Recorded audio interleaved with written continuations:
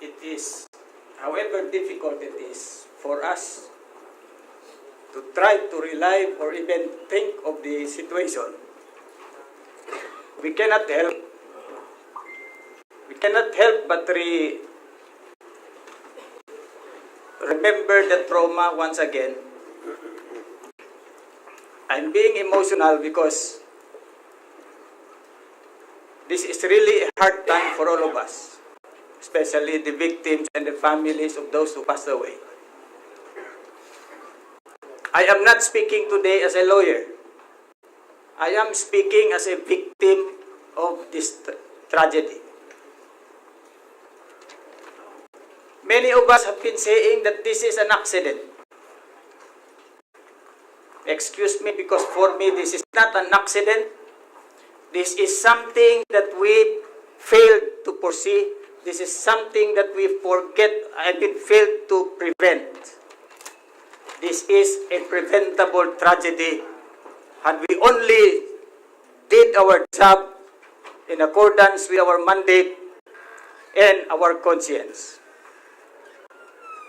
We do not need to study the law thoroughly to realize that we in the government must do our job conscientiously and properly.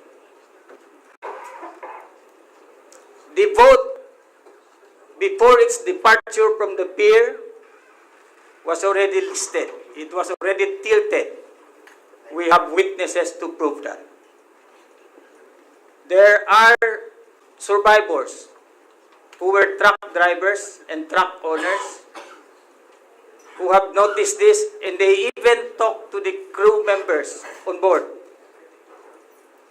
Sir, bakit tagilid ang barko? Is it okay for us to sail? And they were assured, yes, okay lang yan.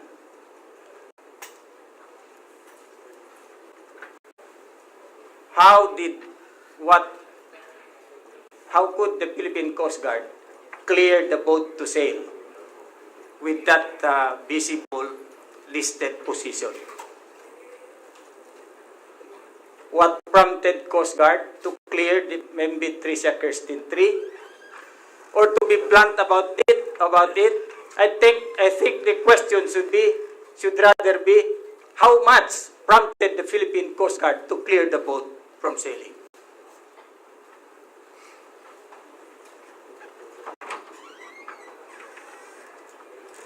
What adds more to our pain is the insult that the Philippine Coast Guard hurled upon us.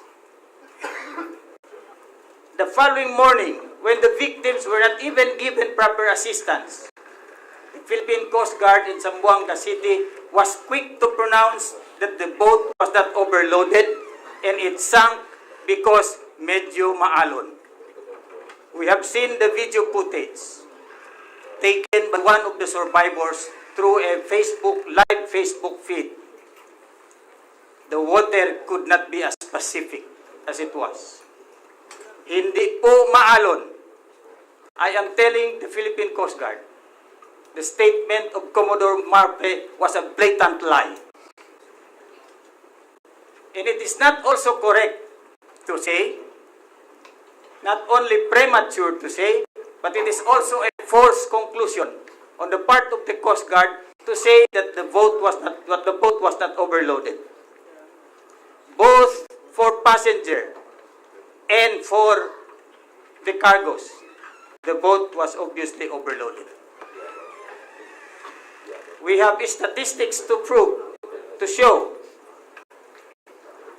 that a significant number of the rescued survivors were actually not listed in the manifest.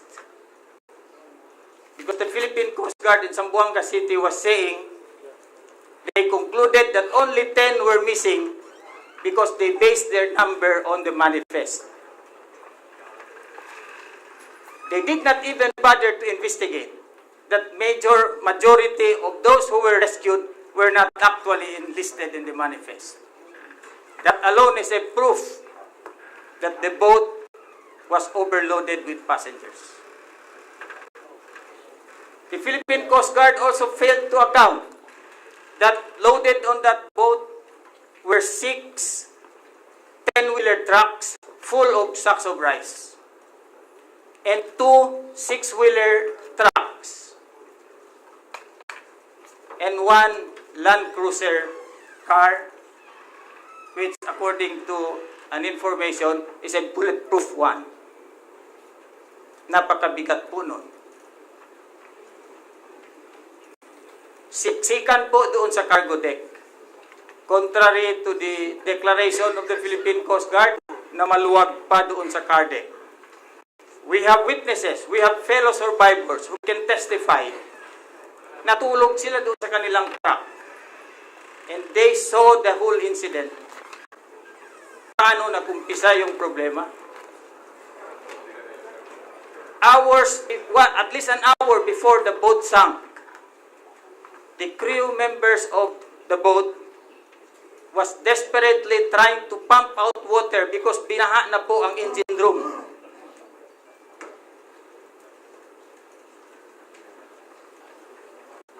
But instead of alerting the passengers, the crew members of the boat saved themselves, totally forgetful of the passengers they were carrying. Not one distress alarm, not one alarm, not even the public address system was activated. The whole time I was asking, di ba may flare gun ang barko? Why is a flare gun not being fired?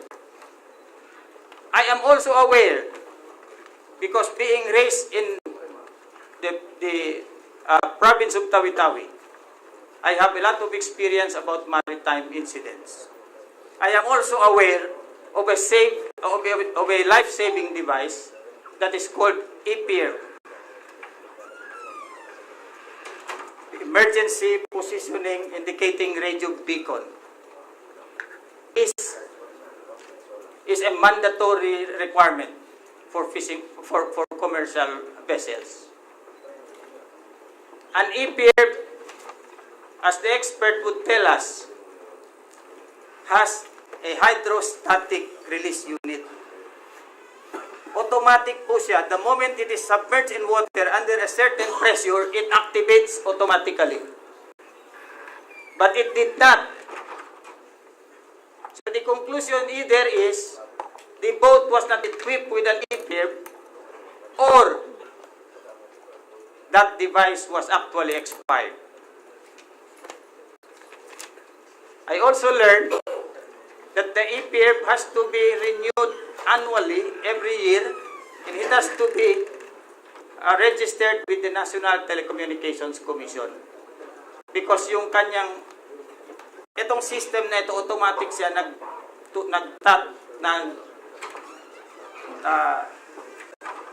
nagbabato ng signal sa NTC, and the NTC transmits signals to all vessels in the area where the incident is happening. Wala po ito. Ang lahat ng barko, alam ko, meron required din po sila ng SART, na magkaroon ng SART, the Search and Rescue Transponder.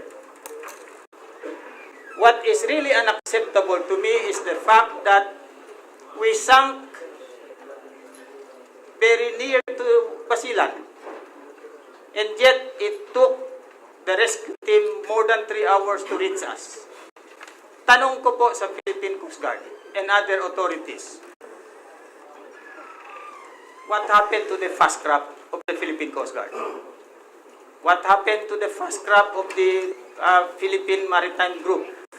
May mga fast craft po sila that could negotiate Zamboanga to Jolo in about 2 hours. From Basilan, dapat 30 minutes na lang. Had the rescue arrived in less than an hour, several lives could have been saved. So this is, to me, a systemic failure. And that is why I found it prudent to seek the aid of Congress and the Senate. Sumangguni na po kami sa inyo because alam namin, napakalala yung problema na ito. There is really gross negligence both on the part of the shipping lines and also of our government employees such as the PCG and the Philippine Marine.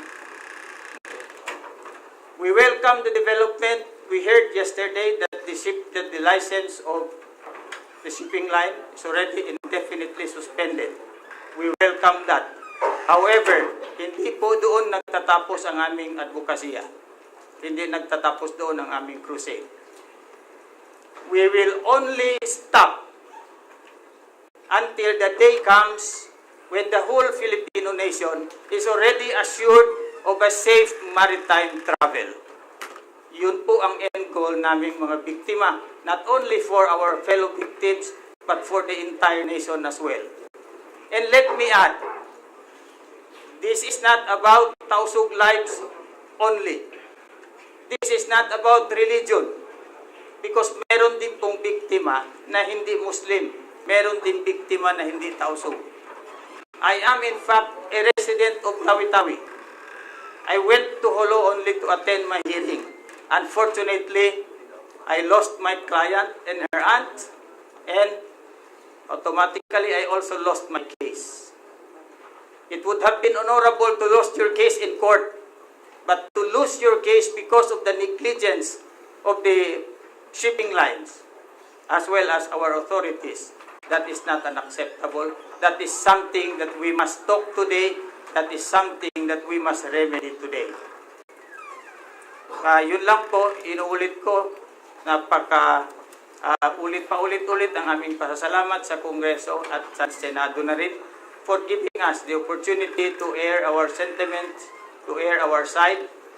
And as a president of the Muslim Lawyers Association in Sambasulta, let me manifest po that our association is willing and ready to work, to cooperate with Congress. If the Honorable Chair deems it proper and necessary, the Muslim Lawyers Association in Zamboanga can submit a position paper or even a draft bill on the proposed amendments to our existing maritime laws. Thank you very much. Magandang umaga po sa ating lahat. Maraming salamat, Attorney.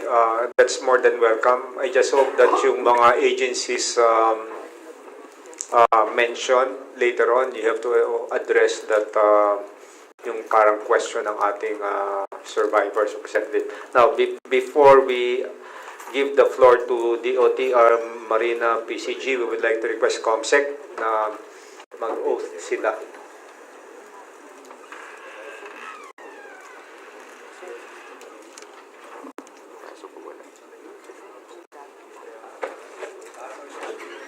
All our resource persons, kindly stand to take the oath. All our resource persons, please. And invited guests magsasalita dito sa committee hearing. Kindly raise your right hand. Do you solemnly swear to tell the truth, the whole truth, and nothing but the truth in this inquiry? The witnesses have been sworn. Thank you. You may now sit down. DOTR, do you have any opening statement or manifestation? Who will do it? Kindly. I'm Attorney Bong Plan. I'm the Assistant Secretary for the Maritime Sector of the Department of Transportation. Thank you, Mr. Chair. Allow me to give a short statement in behalf of the Department. Mr. Chair, honorable members of the committee, good morning. On behalf of the Department of Transportation, allow me first to express our deepest condolences to the families of those who lost their lives in the tragic capsizing of MV Trisha Kerstin 3.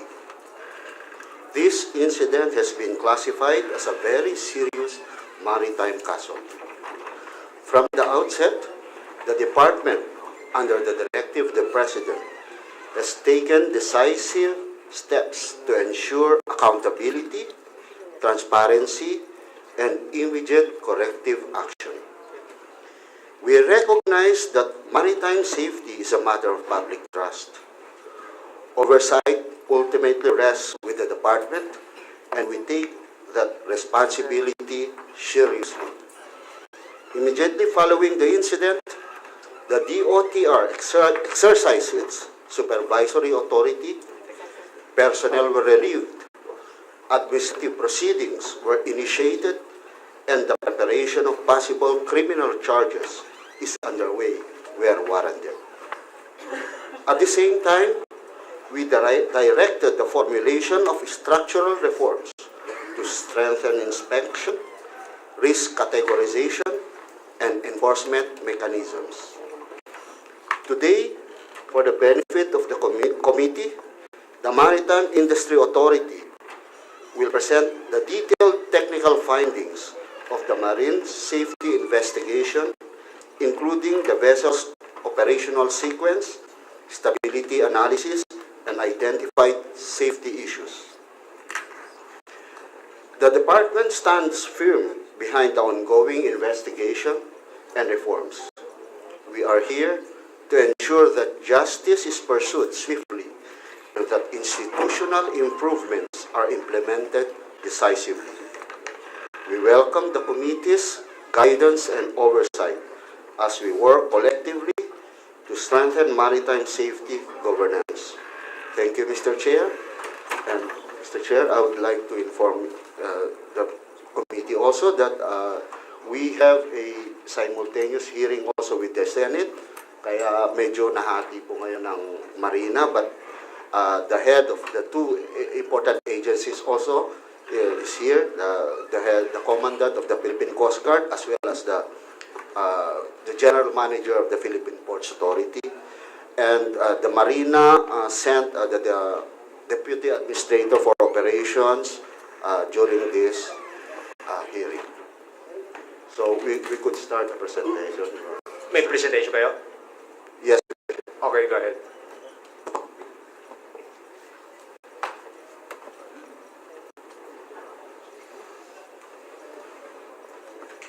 May we call Mr. Neil Pascual, who is the AG Anastasia, to make the presentation.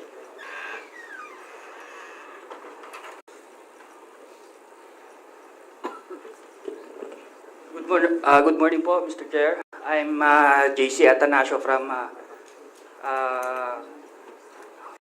Marina sa ES. Isa po ako sa mga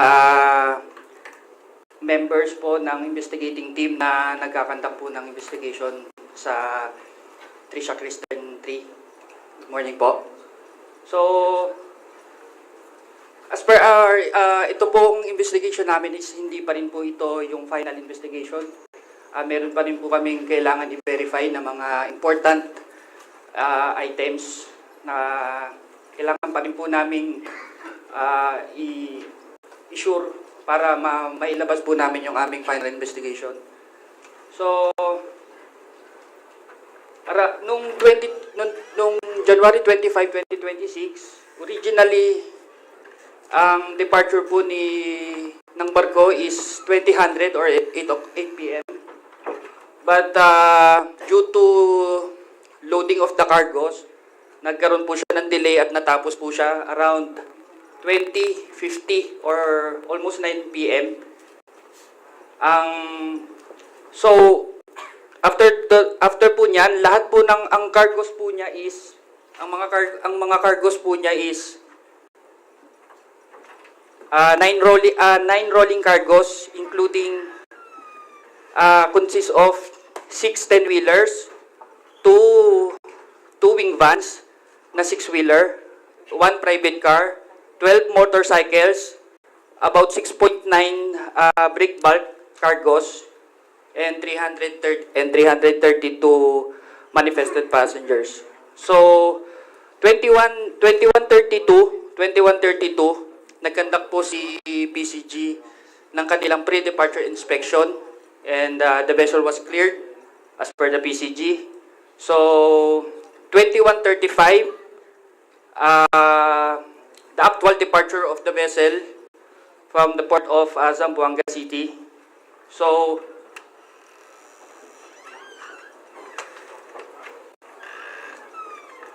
okay po.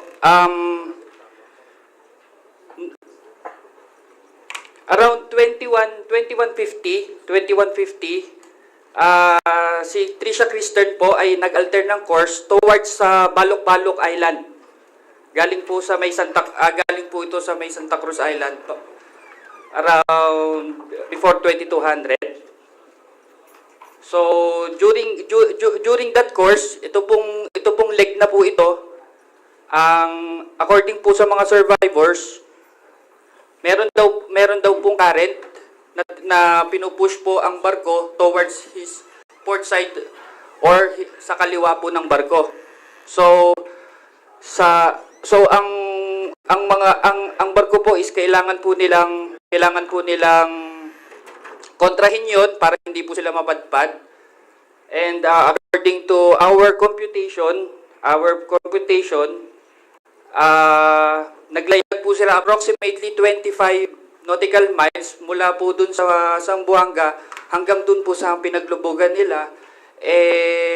For about 3 hours and more, only about 6 to 8 knots average lang po ang kanilang speed. So, which is napakabagal po. Napakabagal po nun. So, around before midnight, ang duty po nito is si chief mate and 1 AB. Around midnight, pinalitan po siya ng second mate na OOW or officer on the watch. Kasama po ang isang AB, which is the helmsman or yung naghahawak po ng manibela ng barko. And the AB was instructed to put the course on the course line or sundin lang po niya yung course line. So around 15 minutes past midnight, na-notice daw po ng AB according to his statement na-notice po niya yung 5 degree na list sa port side na nakikita po niya doon sa clinometer ng barko. So, that is the first time na sinabi po ng crew na notice po nila at na-recognize po nila na may list 0015. So, pina-check po nila to sa mga crew nila at nag-try po sila na mag-pump out according to the crew statement na i-pump out po yung mga tubig na reported po ng isang crew na may pumapasok na daw pong tubig sa may wagon deck or doon sa deck na doon sa port side po, sa kaliwang bahagi po ng barko. So, the OOW instructed na to pump out po immediately. So, around po 0110 ng 26 na rin po ito, lumalaki na po yung tagilid po ng barko at may mga nag-start na po na mga cargos na nag-shift na po sa at sumampa na po sa nag-start na po siyang humilig po sa may or sumandal dun sa may funnel or dun sa may dingding ng barko. So, ngayon po ang order po is nandun po sila sa waypoint, sa likuan ng Balok-Balok area. So, ang instruction po is sa AB is follow the course. So, inalter po niya ang course 10 degrees to the port. So, ibig sabihin kumaliwa po sila. So, ang original course po niya is from southwest. So, nag-alter po siya ng course to south-southwest or near or almost south.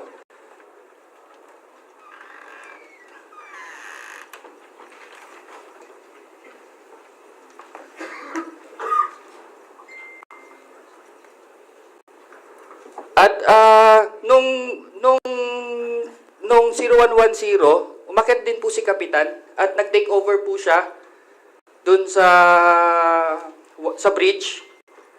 At nagsimula po siyang mag-broadcast ng distress signal at tumawag po siya ng district signal sa PCG substation po, Zamboanga, for assistance. For reported na flooding daw po ang kanilang barko. So, as yung habang nangyayari po yun, tuloy-tuloy po yung mabilis na according po sa mga survivors po na crew, mabilis daw po yung pag-list at yung oras din po na 0120, marami pong crew ang nagsasabi at mga survivors na may narinig daw pong snap or naputol na sound sa may cargo area o dun po sa mga trucks na o rolling cargos po. So, pagrinig daw po according to the statement, nung narinig daw po nila yung snap na yon, tuloy-tuloy na yung list ng barko, which is nasa 18 degrees, which is, yung barko po is 20 degrees lang po. 20 degrees lang po yung yung maximum na inclination niya na hindi na po siya pwedeng makabalik. Pag na-reach na po niya yon maximum, hindi na po talaga siya makakabalik. Kung yun lang po yung circumstances, hindi na po siya talaga makakabalik. Kasi kahit po ano pong pump out nila, mas marami na po ang pumapasok na tubig kesa po sa naipapump out nila. At wala na rin, at during this time, yung mga ibang crew at mga tao is nagtalo na rin po sa starboard side ng barko, yung side na mataas. And 0121, exactly at 0121, nag-capsize na po ang barko at tuloy-tuloy na po siyang dumiretso lubog. Yun lang po. Thank you, Mr. Chair. Anyway, maraming salamat, no. Kailan maka-finalize ang report natin? Kasi it's been 17 days. Yes, I understand po, but in few days po, actually, lalakad po talaga kami para may verify po talaga yung mga iba po naming kailangan. You know, I don't agree with that statement In a few days lalakad. It happened 17 days ago. Hanggang ngayon, hindi parati na-finalize. And na-notice ko dyan sa report natin, no? Nakalagay nga doon yung mga trucks and everything. Pero hindi nyo ni-specify. Part dun sa trucks, may laman yung truck. Yes po. Tapos we have to check also, yung sinabi ni attorney, meron din mong kotse doon. Okay? Now, alam ko maraming magtatanong, so we have to, before we go to PCG and Marina, marami po magtatanong, so yung magtatanong natin, patatapusin po natin lahat muna mag-present yung mga agencies, then we will start yung question, interpellation po ng ating mga miyembro ng committee. Maglalagay po tayo ng time limit dahil marami po tayo. We'll be giving yung magtatanong ng 10 minutes po. Okay? Yes, separate. So anyway, I want to accommodate any inquiry or questions first or manifestation. Tapusin lang po natin muna yung presentation. So ang next is PCG and then Mr. Chairman. Yes, go ahead. Former colleague, Congressman Celso Lobregat, has been raising his hand because he was also mentioned, so probably we can hear him. Congressman Celso, is that a manifestation? Can you just make it short so we can finish first the presentation of PCG and Marina? Yes, Mr. Chairman. I am here representing Mayor Kim Orlazo. His name was mentioned earlier. My name was mentioned. So yesterday, Mayor Kim Orlazo was here in Congress because the original schedule of the committee hearing was yesterday, but it was moved to today. Congressman, before you continue, no, I think mali naman po yung statement ni former colleague namin ni si Mayor. He texted me, I think that was a Tuesday evening, and I have the text asking me kung Wednesday. Sabi ko, Thursday ang hearing. So, Huwag naman po natin sabihin na kaya siya nandito dahil ang pagkaalam niya Wednesday. Mali po yun. I have the text message and I specifically mentioned to him na it's Thursday. Okay? So, he came yesterday to explain his non-appearance for today because there's an RDC meeting and the president is in Pagadian and all the governors and city mayors are there. So he was asked to go to Pagadian, so he had to fly to Pagadian. Mr. Chair, as early as 1:25 of January 26, a distress call was received by the CCDRMO, the City Disaster Risk Reduction Management Office, from Ms. Sertasar Jubail Amilasa, reporting that the MB Trisha 3, a passenger vessel operated by Alison, was taking water. Immediately, the mayor was informed, and upon the directions of the mayor, the City Disaster Risk Reduction Management Office immediately coordinated with the Philippine Coast Guard, designated lead agency. Furthermore, the mayor, Mayor Zamboanga, instructed the incident management teams, IMT, Emergency Medical Services, EMS, and search and rescue SAR units and other resources on advance preparedness state and eventually deployed at the port of Zamboanga. By 5, they were all deployed in Zamboanga. The medical team, the CSWD, were all in the port. January 26 was also the day when the mayor was supposed to deliver his State of the City address. This is the equivalent of the SONA of the President. So, immediately after the SONA, which was about one plus, the mayor, it's true that he received a call from Vice Governor Tan. Immediately, the mayor went to the PPA area, and I accompanied him.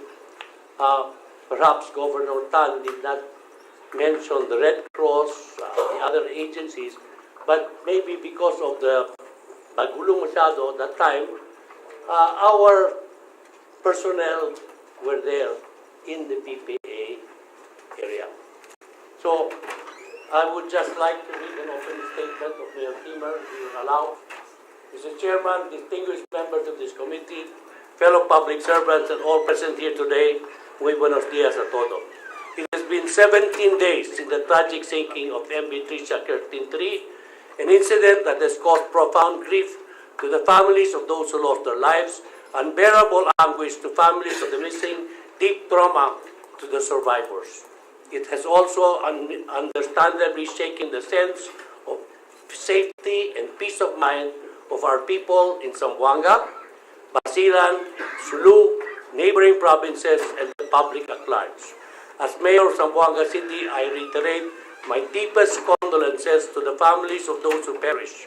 No words, no assistance, no gesture can ever truly ease your pain or bring back your loved ones.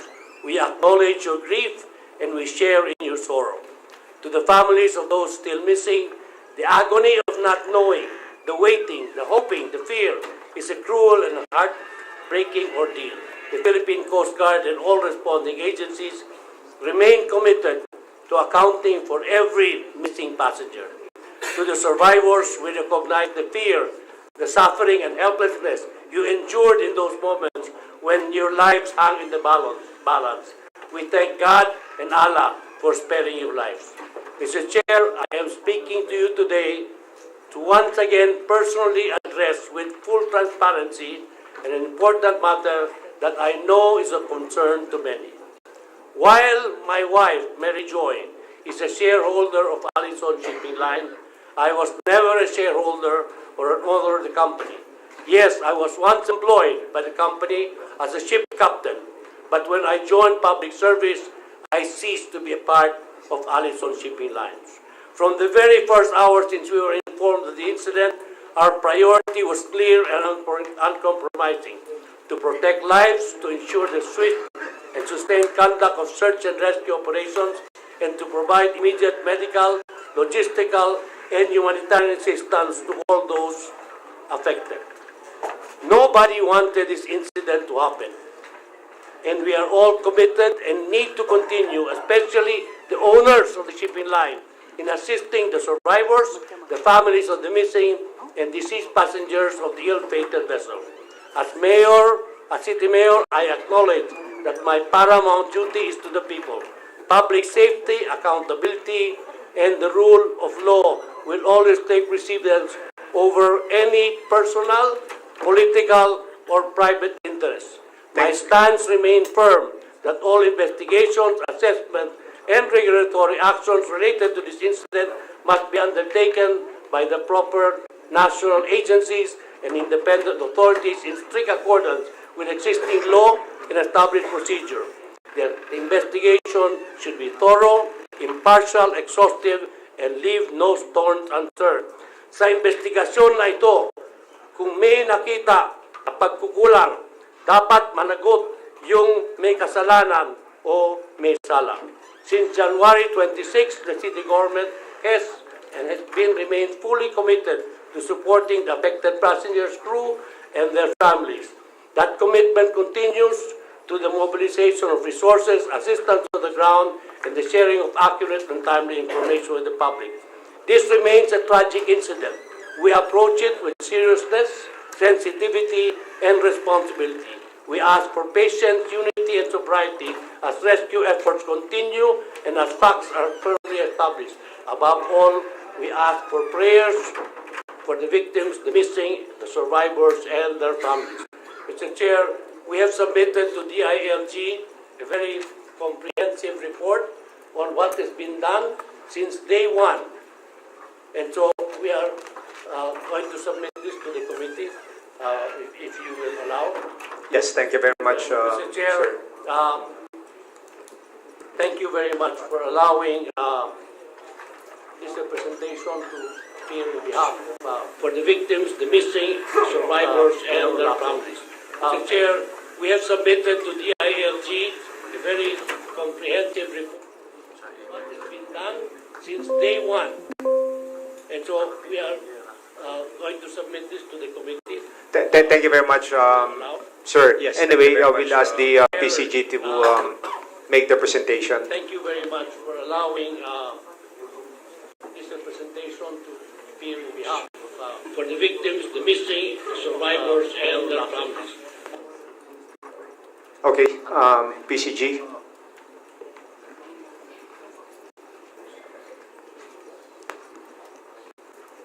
First of all, sir, I'd like to thank the Honorable Committee, chaired by the Honorable for giving us the chance to present our side today. And second, I'd like to take this opportunity to convey our heartfelt condolences to the families and loved ones of those who perished in this incident. Like you, the Philippine Coast Guard also lost one of our own. Seaman First Alcaizar Ajay, Philippine Coast Guard, was also one of those who were initially missing and later found to have died. Kami po sa Philippine Coast Guard ay nalulungkot din po katulad nyo. And Mr. Chair, please allow me to, as my opening statement, to emphasize that among the agencies in this country, the Philippine Coast Guard, I think, has become one of the most inclusive. 10% of our population comes from the bar. Roughly 3,500 of the 36,000 personnel of the Coast Guard comes from bar. 6.5 in every 10 personnel that responded in that incident are local. This was a vision that we started in 2005 when we believed that maritime safety and security governance in the farm and in that part of the country can be better undertaken if we employ the locals. 20 years today, I think we have already reaped the dividend. The reason why the search and rescue operations conducted by the Coast Guard bear that passion, bear that sense of urgency, bear that sincerity, because they were rescuing one of their own, their relatives, their loved ones.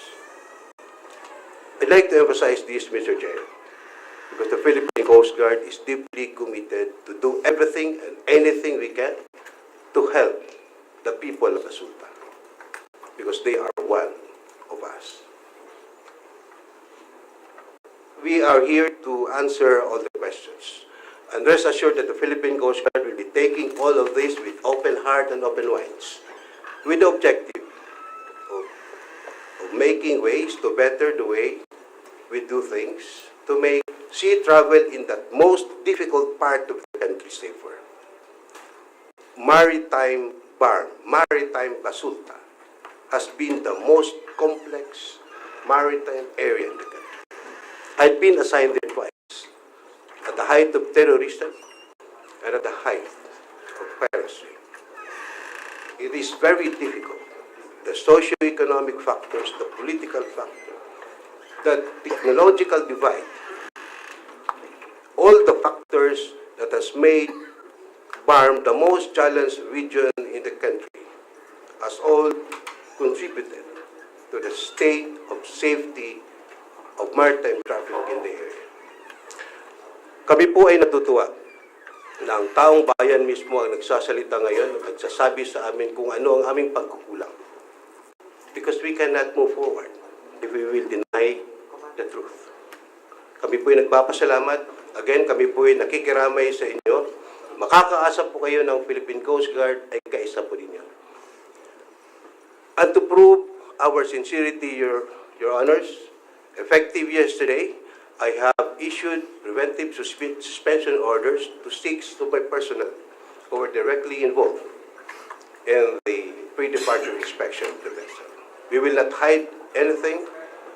We believe that our strength rests in the moral high ground that we have been keeping with our lives, even in the protection of our sovereignty and territory in the West Philippine Sea. Yun lang po ang aming pinangahawakan bilang Philippine Coast Guard, Your Honor. Ang aming integridad, ang aming kredibilidad. At pangangalagaan po namin yan kahit sa trahedyang ito. Thank you very much. Maraming salamat, Admiral Ronnie. Just a short manifestation from SDS. Thank you, Mr. Chair. I've been listening to Admiral Galban, who is from South Cotabato. Kababayan ko. General, I've heard what have you been done in Basulta and supporting the BARM area. But I guess we also want to hear whether you've conducted your investigation more than the suspension of your own personnel. Because, you know, in the report of Marina, they indicated the possibility that there was a overloading. So it's important for us na you conducted your own and you will have to report later what was the result of your investigation. If I may respond, Mr. Chair. Mr. Chair, we have conducted 2 investigations. One is to determine the culpability of our own personnel. We'd like to point whether or not there was negligence or there was remission of performance of duty. Sa tauhan po namin. And second, we also conducted marine casualty investigation to determine the causal factors of the sinking. The first investigation, Your Honor, will be finished by Monday for our personnel. But just the same, na-suspend na po namin sila, na-relieve na sila. But we will be finishing our investigation on them this Monday. On marine casualty investigation, the causal factor will be determined, or we will have a more authoritative appreciation of what really caused the incident by Friday next week. Reason, we are now employing trimix in the type of operations that we have been doing. To date, we have been using nitrox, but with the depth involved, naging very risky na po sa tauhan natin. So we'll be adding helium to the air that they are going to breathe. Darating po bukas yung helium, and they will be conducting a series of types to determine whether or not there really exists that hole in the port side of the ship. Nakatagilid po yung barko, and the only way for us to check it is to really to do a more thorough dive. We have been sustaining the dive operations, Your Honor, and I hope we can also appreciate the risk being faced by the Coast Guard personnel now, just for us to know the truth. We have been hearing lots of speculations, Your Honor, but rest assured that the Philippine Coast Guard, with the experience we have in dealing with our problem in the West Philippine Sea, will remain calm, professional, but we will not be yielding. We will do everything we can to know the truth about this because we want to improve. Thank you, Your Honor. Thank you very much. Kaya nga this committee is pushing for the passage of the National Transportation Safety Board, which will create an independent body that will specialize on certain sa maritime, sa air, so pati din sa land. Anyway, Marina, can you you ready with your presentation? PCG, no, Marina. Tapos sabi, sino representative ng Marina? Yes, kindly specify your designation. Mr. Chair and members of the board, I am Emmanuel Carpio, the officer in charge of the of the Deputy Administration Corporation. And good morning, Honorable Chairpersons, distinguished members of the House of Representatives. Again, thank you for this opportunity to appear before this committee to report on the actions we have taken and continue to take to protect the lives of our seafarers and passengers. This hearing unfortunately comes in the shadow of the sinking of MV Trisha Kerstin 3, a tragedy that reminds us painfully and clearly that maritime safety is not an abstract policy issue. It is a matter of life and death. Honorable members of the committee, following the tragic sinking of the MV Trisha Kerstin 3, Marina acted swiftly to ensure accountability and prevent any further risk to passengers and the maritime community. As part of our immediate response, we took several key actions. First, we suspended the certificate of public convenience for all ships of Allison Shipping Lines. This was necessary to ensure that no vessel from the company could operate while we assess compliance with safety regulations. Next, we deployed a safety investigation team to conduct an urgent and thorough investigation into the circumstances of the incident, to identify the root causes and prevent future occurrences. We also carried out safety compliance inspection across the fleet of Allison Shipping Lines, reviewing operational procedures, vessel conditions, and crew readiness. And aside from this, we issued 90-day prevention suspension of the SRB, or the Seafarers Record Book, to the ship's officers and crew to ensure that those responsible are held accountable and that maritime safety standards are reinforced. Marina also undertook a comprehensive safety audit of Allison Shipping Lines' safety management system to assess the effectiveness of their procedures and identify any systemic gaps that may have contributed to the incident. To ensure impartiality and accountability, we issued an order relieving the regional director of that region and the ship surveyors as well and auditors of Marina Region 9 from their duties while the review is going. Furthermore, we have deployed a special investigation team tasked with determining the administrative liabilities of ship owners, ship officers, and any Marina personnel involved. The Marina also issued Marina Advisory 2026-04, which emphasizes the strict enforcement and reiteration of safety requirements and emergency protocols to all domestic passenger ships. This advisory covers several key areas, including life vests are required to be under seats, bunks, or within reach of passengers or distributed during embarkation. Conducting passenger safety briefing and safety films before departure. Demonstrating the proper use of life vests. Installing posters and signages to indicate the location and access to life vests, lifeboats, and life rafts. clear signages on exits and emergency exits to ensure swift evacuation if needed. Ensuring the ship officers and crew proper uniforms at all times during their duties and while on duty and during emergencies for identification and authority. The regular conduct of emergency drills to maintain preparedness among both officers, crew as well as passengers.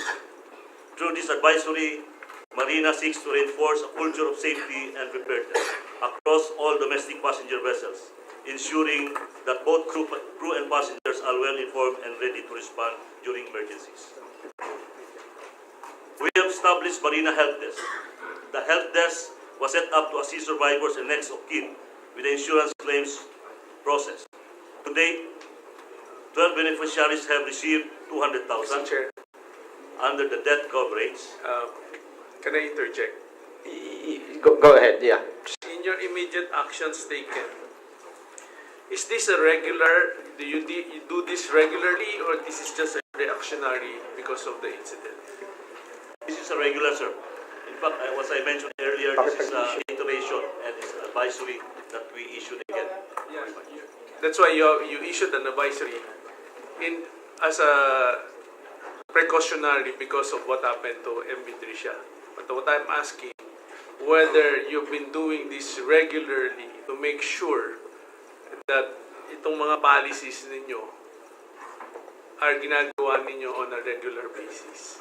This is a regular, sir, because during the annual inspection, it's part, and this is already nasa policy na po ito namin. But this one again, is a matter of reminding them, it's advisory. Okay yung nasa policy mo, pero how often do you conduct this? Annually. And we have a random inspection.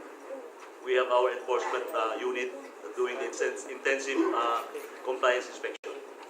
Sir, when I assumed the chairmanship of the committee, nagkaroon po ako ng may pinautos akong mga tao nag-inspection. And I specifically mentioned that kay Administrator Sonia na kulang at sira ang mga life vests sa mga boats. So, paano natin sasabihin na nag-annual o nag-check tayo ng mga life vest? When in fact, nadinig natin, ano sabi nung one of the survivors? It's either walang life vest o sira yung life vest. Sinabi ko sa kanya yan, last year, if I'm not mistaken, it was September or October, na ang isang dapat inaayos nila yung life vest na yan. Pero it happened. So, yan ang mga dapat sagutin ng Marina. Dahil kayo ang last.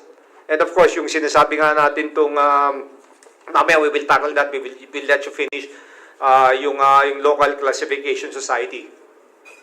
Because for me, sila nag-recommend ng approval kung si worthy yung mga vessels na yan. Sige po, ilan minutes pa? Go ahead. Doon sa claims process, to date po, we have 12 beneficiaries have received 200,000 na po. Under the death coverage, we have 141 that received already 50,000. And the emergency assistance, and 21 have received 100,000 for funeral assistance. Marina also coordinated with the insurance company to streamline the documentation process, reducing the required documents from 7 to 3, making claims faster and more accessible. As part of Marina's accountability measures, we have filed administrative charges against all parties involved. This includes shipping company itself, its key officer from Marina, and the Marina Accredited Classification Society, ship officers, and the Marina personnel who were found to have been involved. These actions demonstrate Marina's commitment to upholding regulatory compliance and ensuring that all responsible parties are held accountable. Honorable members and Chair, as of February 11, 2026, Marina has conducted safety compliance inspection and comprehensive maritime safety audits on Allison Shipping Lines vessel. Allison operates a total of 38 vessels, including cargo passengers and cargo ships. Of these, 24 are currently operational, while 14 are non-operational. Among the operational vessels, Marina has inspected 23 vessels for compliance with safety regulations and audited the company safety management system, of 5 vessels through a comprehensive review. The audit revealed systemic and significant deficiencies in the effective implementation of the company's safety management system, indicating serious gaps in the safety management practices that require immediate corrective actions. In line with our intensified maritime safety efforts, Marina has conducted rigorous inspection of vessels operating in the Buanga Peninsula and Sulu. Under the jurisdiction of Marina Regional Office 9, this operation commenced last February 2, 2026. As of February 9, we have suspected 14 passengers and passenger cargo vessels, excluding ships from the Allison fleet. During the inspection, Marina personnel focused on, but not limited to, proper cargo storage and securing, availability, accessibility, and condition of life-saving appliances and equipment, fire protection and firefighting systems, navigational equipment and instruments, propulsions and machinery operability. Vessels found deficient in any of these areas are subject to suspension of operations and other penalties in accordance with existing marina rules and regulations. These measures are preventive and decisive, ensuring that vessels meet safety standards before they sail, and reinforcing that Marina will not compromise on passenger safety. For context, since December 2023, the Marina Administration has laid down a 10-point agenda designed to respond to the actual conditions and needs of our maritime industry. And under agenda number 3, we have specifically mentioned about enhancement of maritime safety by addressing the causes of incidents. The recent events truly demand action, reform, and sustained vigilance. What Marina has already done since 2023, what we are doing now, and what we are institutionalizing to ensure that tragedies like this are prevented, not repeated. Now, if we look at the casualties... Sir, sandali lang. Yeah, go ahead. Mr. Chair, I think, thank you for your presentation, Engineer Carpio. No? But I think we're not concerned about what you've done and what are your vision. We are concerned about the incident. You focused on this incident because no matter whatever you present, the plans you've been doing, we already have an accident. So meaning to say, a big responsibility now is in the hands of Marina. So can just concentrate on the incident. Thank you. I was about to say that ang parang gusto nyong palabasin dito, puro window dressing kayo Tapos sasabihin nyo, rigorous check-up February 9 because of the incident, kaya kayo mag-rigorous check-up. Puro ano yan puro knee-jerk reaction yan Tapos sasabihin natin, nag-check tayo. Kinol ko na yung attention as early as last year, nakulang ang life vest, sira ang life vest. Isa lang ibig sabihin yan. Hindi nyo in-inspection. Okay? So, pwede ba we will make it short? Puro window dressing pa-impress kayo Kahit sabihin nyo 100-point agenda pa yan, kung hindi rin natin in-implement, it's all useless. So, meron ba kayong ibibigay pa na what happened doon, na hindi sasabihin yung plano, we're doing right now, yung gano'n, meron pa kayong ipipresent? Mr. Chair, wala na po. Yung i-present po kanina, yun na po yung... Okay, sige. Thank you. Chair, Yes. I'll just add to your comment. Because they've conducted an audit of all the vessels of Allison. And they found discrepancies, right? If you've been doing this regularly, we could have prevented the accident. Kasi karamihan doon medyo na-concentrate kulang sa life vest, di ba?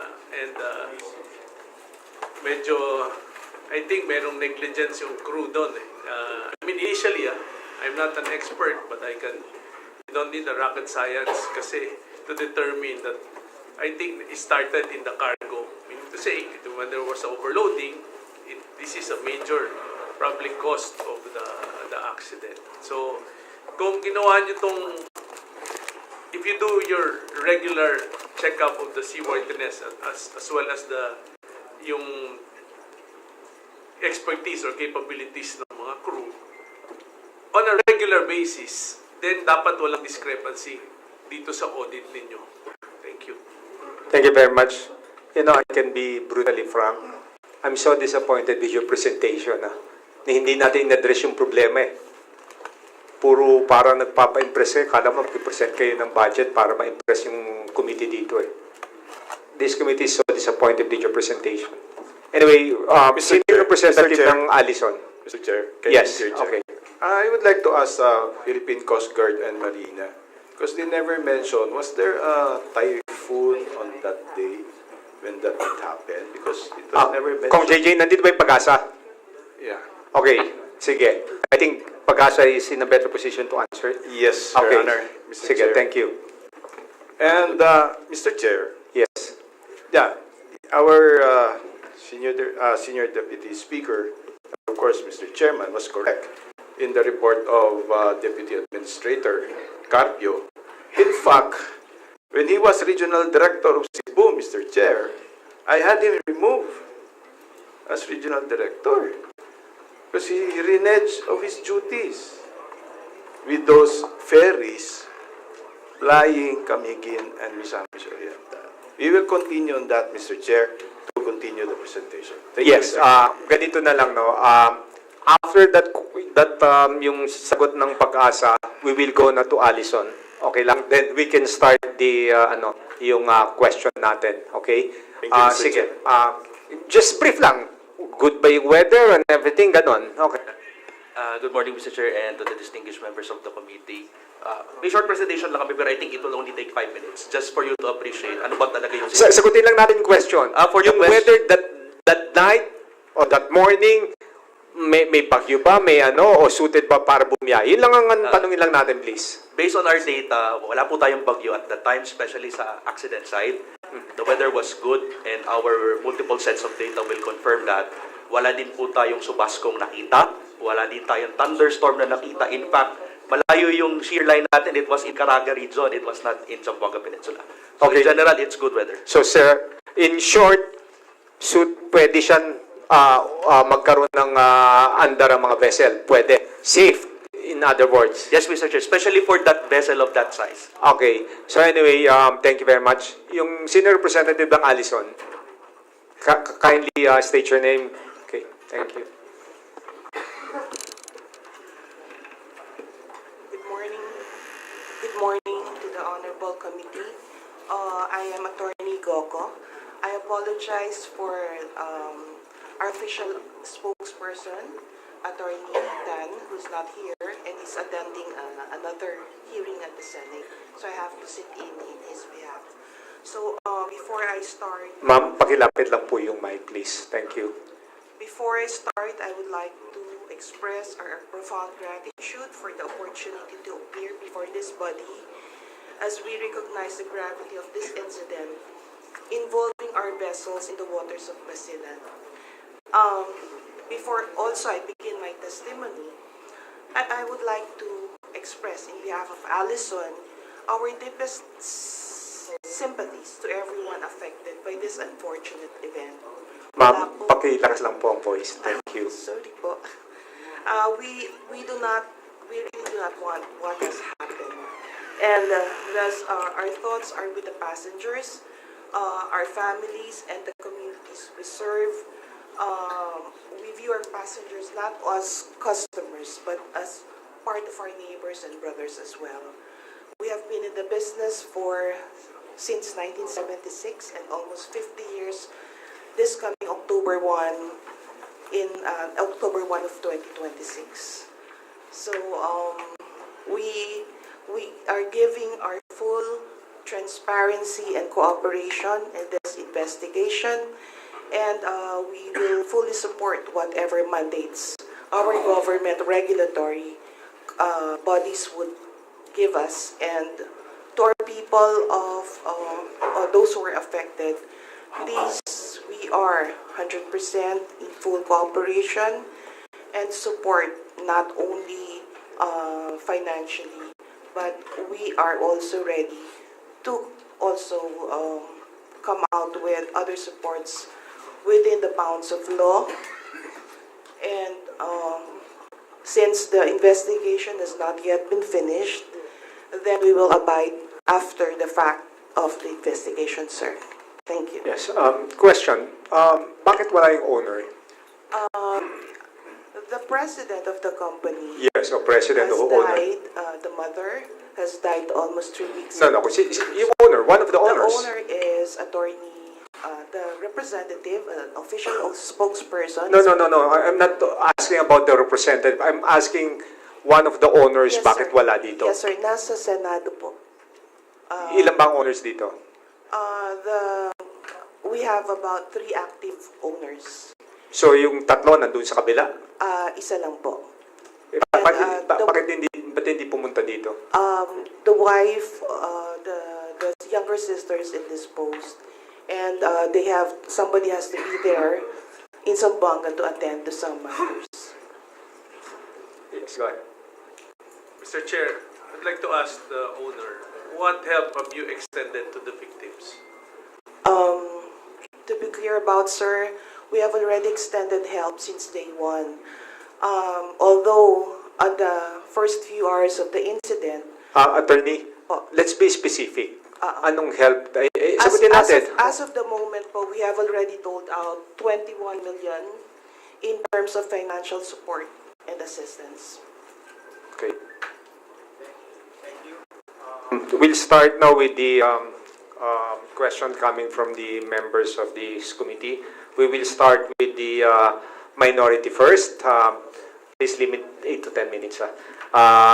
Congressman Dada, go ahead please. Assalamualaikum warahmatullahi ta'ala wabarakatuhu.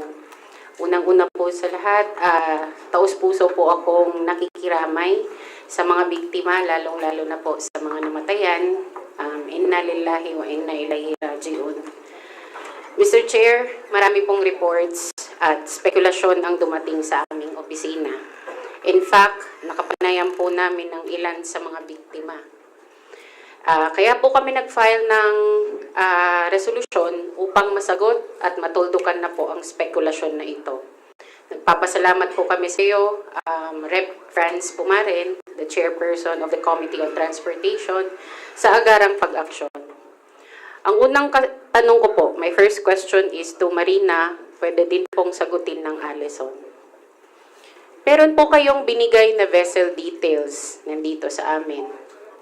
May copy po ba kayo ng Certificate of Vessel Registry? Meron po. Please answer, Marina. Yes, sir. Maaari ko po ang malaman ilan po ang deck ng MB Trisha Kerstin 3.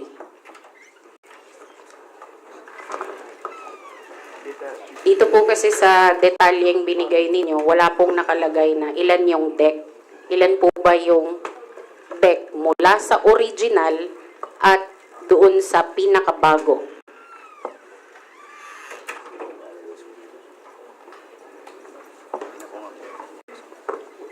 Your Honor, based on the record, number of decks, 1. Ngayon, pamilyar kayo sa mga litrato at video habang lumulubog ang barko. Sa nakita nyo, ilan ang decks, ang palapag o ang palapag na ito? Sa picture po, 3. Ayon sa Philippine Ship Safety Rules and Regulations, Chapter 3, Regulation 4, anumang pagbabago sa sukat ng barko ay dapat dumaan sa bagong survey at inspection. Tanong ko po, mayroon bang record ang Marina na nag-aproba sa pagdagdag ng 2 pang palapag? Your Honor, yes. We have on our record, meron po siyang alterations in 2010. The vessel was 1995 built and was imported in 2010. And the alteration was made in September 2010 for such decks. Maraming salamat po. Dagdag na katalungan lamang po. Para sa kaalaman ng lahat, ano po ang epekto sa pagdagdag ng 2 ekstrang palapag sa isang 1-decker ship? Paki-explain na lamang po sa ating publiko. Your Honor, while we are altering such decks, it passes through evaluation in 2010 by the number and the evaluation was made in September of the agency, or as well as kasama po ang classification societies na tinitingnan din po nila, and these are being done by the naval architects themselves because they are specialized on construction, plans approval. Yan po yung proseso until such time that the plans approval now will be approved and certification, documentation pa. Sige po. Doon po sa nadagdag na dalawa pang deck, hindi po ba ito ay pwede na nating sabihing top-heavy? Tama po ba?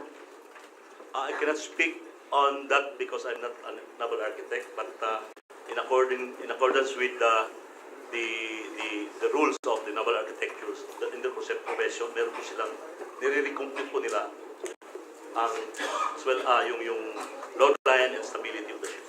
Ibig sabihin po ba, umasa ito para makakuha ng certificate? Tama po ba?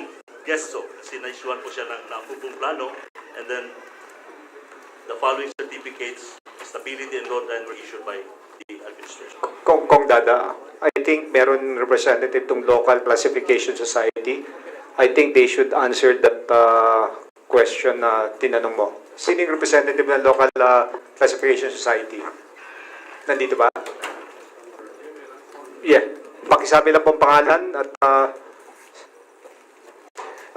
in case na bago magbigay ng permit ang Marina, yung local classification society ang nag-approve. Tama?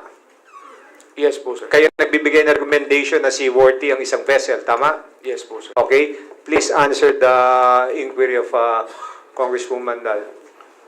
At the time of... Pakisabi lang po pangalan. Ako po si Ricardo Pilios III. Isa po akong naval architect. And I am the executive vice... Excuse me. Kararating mo lang ba? Nag-oath ka ba? Yes, sir. Nag-oath? Yes po. Okay, sige. Go ahead, please. Ako po si Engineer Ricardo Pilios III. Isa po akong naval architect and marine engineer. And I am the executive vice president of Orient Register of Shipping Inc. Regarding po dun sa na-mention na alteration ng 2010, at the time, ang nag-approve pa po ng mga alterations ay si Marina pa po. Marina. Okay. Marina nag-approve din 2010. Every how many years bago nyo i-check ulit ang vessel? If naka-class naman po sa amin, sir, meron pong tinatawag na class cycle na 5 years. So, meron pong nagko-conduct na annual surveys. Yes, kaya nga follow up on the question ni Congresswoman Dada, tinuro mo yung Marina, 2010, sinagot mo after 5 years. So, ang tanong ngayon, sagutin mo yung question ni Congresswoman Dada kung fit ba yung pagdadagdag. Tinuro mo kagad yung sisi sa isang agency eh. When in fact, sabi mo after 5 years, kayo nang dapat nag-check na yun eh. No, sir. Yung yung tinatawag po kasi na class cycle, if naka-class po yung vessel sa isang classification society, for example, na-issuehan po ng full-term na certificate, no, magkakaroon po ng mga entry into class surveys, yung mga periodical surveys po na tinatawag namin. Mr. Chair. Yes, sir. Have you heard the statement of Kong Dada of the alteration? Napakinggan mo, di ba? Yes, sir.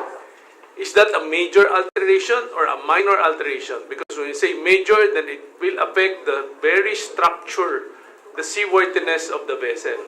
So, major ba yan o minor? It is a major alteration, sir. Major alteration. So, take note, major alteration yan. So, mag-iiba yung, hindi ako, I'm not a seaman or not a ship captain. But, you know, ang barko, dinidesign mo for a specific, may sariling specification yan. Eh, kung passenger, passenger, kung cargo, cargo. Pag binago mo yan at naging major, definitely it will affect the seaworthiness and structure of the vessel. Major alteration. Okay, you may continue. Before you continue, Kong Dada, no? A simple analogy. Nagpagawa ka ng bahay, okay, ng 2-story na bahay. Ang foundation mo is for 2-story lang. Pag nagdagan ka ng 2, 3, o 5 more na floors, hindi na kaya ng, ng foundation. Yes. Okay? Kong Dada. Maraming salamat, Mr. Chair. Yun po din ang gusto kong ipahiwatig dito, kaya ko po ito na itanong. Kumbaga, para kang nagrehistro ng sasakyan na Vios na nilagyan mo ng 2 sidecar, di ba? Ang foundation ng barko is intended for a 1-decker ship, pero dinagdagan mo pa ng 2 decker, naging 3 decker. Imagine ang bigat nun. And then, imagine niyo rin yung bigat pa ng pasahero, yung bigat pa ng load. So, hindi ko alam kung paano nakalusot ito sa Marina o kung sino pa ba yung dapat na magbigay ng certificate na para sila ay maglayag. Now, I have another question, Mr. Chair, on the safety protocols to Alison. Gaano kayo kapamilyar sa Marina Memo Circular 2018-06? Yes, Attorney, go ahead. Good morning, ma'am. Can you please guide me through the Yes I'm not po. familiar with the number, ma'am. Sige po. Ang sinasabi po sa polisiya na Marina Memo Circular 2018-06 ay life jacket for children and infants shall be distributed during embarkation and collected upon arrival. Nagawa po ba ito? Yes, ma'am. I have. We would like to inform this body that we are doing that protocol. We are doing that protocol ever since because if you would notice po, there are about 500 life jackets on board during that voyage. Pasensya na po, Mr. Chair. Pero sa tingin ko po, ito ay pawang kasinungalingan. Binisita ko ang pamilya ng mga biktima noong linggo. Sa kasawiang palad, isa sa mga nalunod ay 6-month-old baby na si Baby Fatma Ayesha Ambutong. Taga Zamboanga City po ito. At ako po ay taga Zamboanga City din. Ilan ang inyong infant life vest sa barko dahil sa sinabi mong ginagawa niyo po ito? Ano po ang proof ninyo na siguradong may infant life vest po kayo? As of the moment, ma'am, I do not have personal knowledge as to that fact. So I Dapat po, ma'am, alam ninyo po ito. Kayo po ang spokesperson ngayon araw. Pumunta po kayo dapat ngayon. Dapat nakahanda po kayo. Diba? Dahil sa wala kang magbibigay na sagot, gaano karami ang life-saving equipment sa barko? May lifeboats ba sila o wala? Yes, ma'am. According to the requirements of Marina, we were all compliant and we were able to get our certificates based on the standards that they have. According to Marina, you were compliant. Pero according to the victims and to the survivors, hindi po kayo compliant.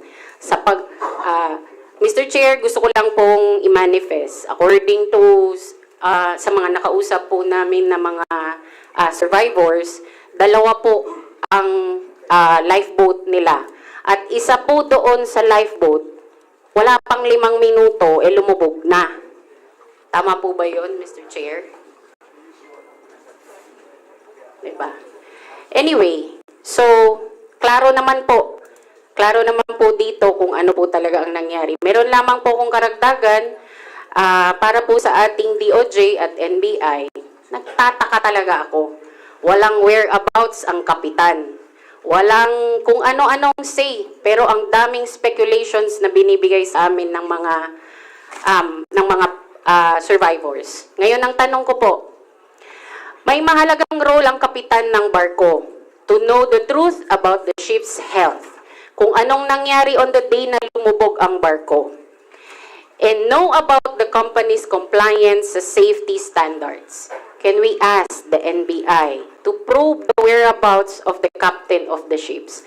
Kung inyo pong papayagan, Mr. Chair. So, kung ang actual report, buhay pa yung kapitan? Meron pong nag-manifest, Mr. Chair, na may nakakita po sa kapitan. Pero, dinidiin po ng Alison na siya po ay kasama sa mga namatay.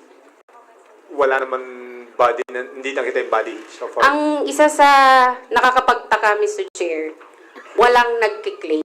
Walang pamilyang pumupunta para mag-claim sa kapitan. Samantalang ang lahat ng mga biktima na namatay, pinagkiklaim po ng kanilang pamilya. At meron din po kaming, Mr. Chair, na manifestations coming from the survivors. Alam nila at nakita nila mismo at may video mismo na na-secure po ang kapitan. So, is it confirmed that the ship captain is already dead? Just manifestation, Mr. Chair, mas maganda po siguro na hilingin natin sa NBI na mag-imbestiga. To Alison, Mr. Chair, Yes, go ahead, go ask ahead. Alison if the ship captain is alive or Sir, Also- as of this moment, he's still under the missing list. Additional question po kung Yes po. Meron pa po akong katanungan para sa Marina. Ano ang official retirement age ng vessels sa ating bansa?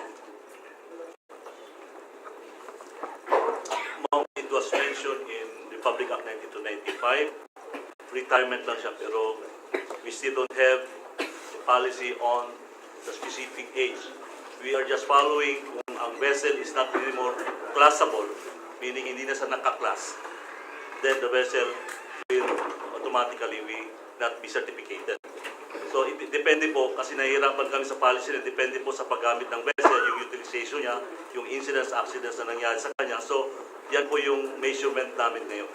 If not classable na siya, hindi na po siya magiging serviceable. Sige po. last question po, ma'am. Pwede na, Secretary. Last question Okay, thank bago you. po ako mag-closing Yes, statement. thank you, Okay. thank you. Sige po. To the Marina. Nabanggit po ng Marina na taunang isinasagawa ang kanilang safety audits at mayroon din silang random inspection. Paano ninyo po tinitiyak na hindi ito nadadaya ng mga shipping lines, lalo na't may mga ulat kaming natanggap na kapag nalaman ng isang shipping line na magkakaroon ng audit, inililipat lamang nila ang mga kinikilalang kagamitan sa ibang barko upang magmukhang compliant? Yes, ma'am. Our inspection is being conducted annually by our surveyors, and our enforcement service po sa Central Office ay nagkakandak po ng random inspection. So, meaning, even in between, nagkakandak po kami ng inspection, but our head office is enforcement service. Sa audit po, ships are being audited 2.5 years or twice in 5 years. And then yung company is being audited annually by our auditors in the region.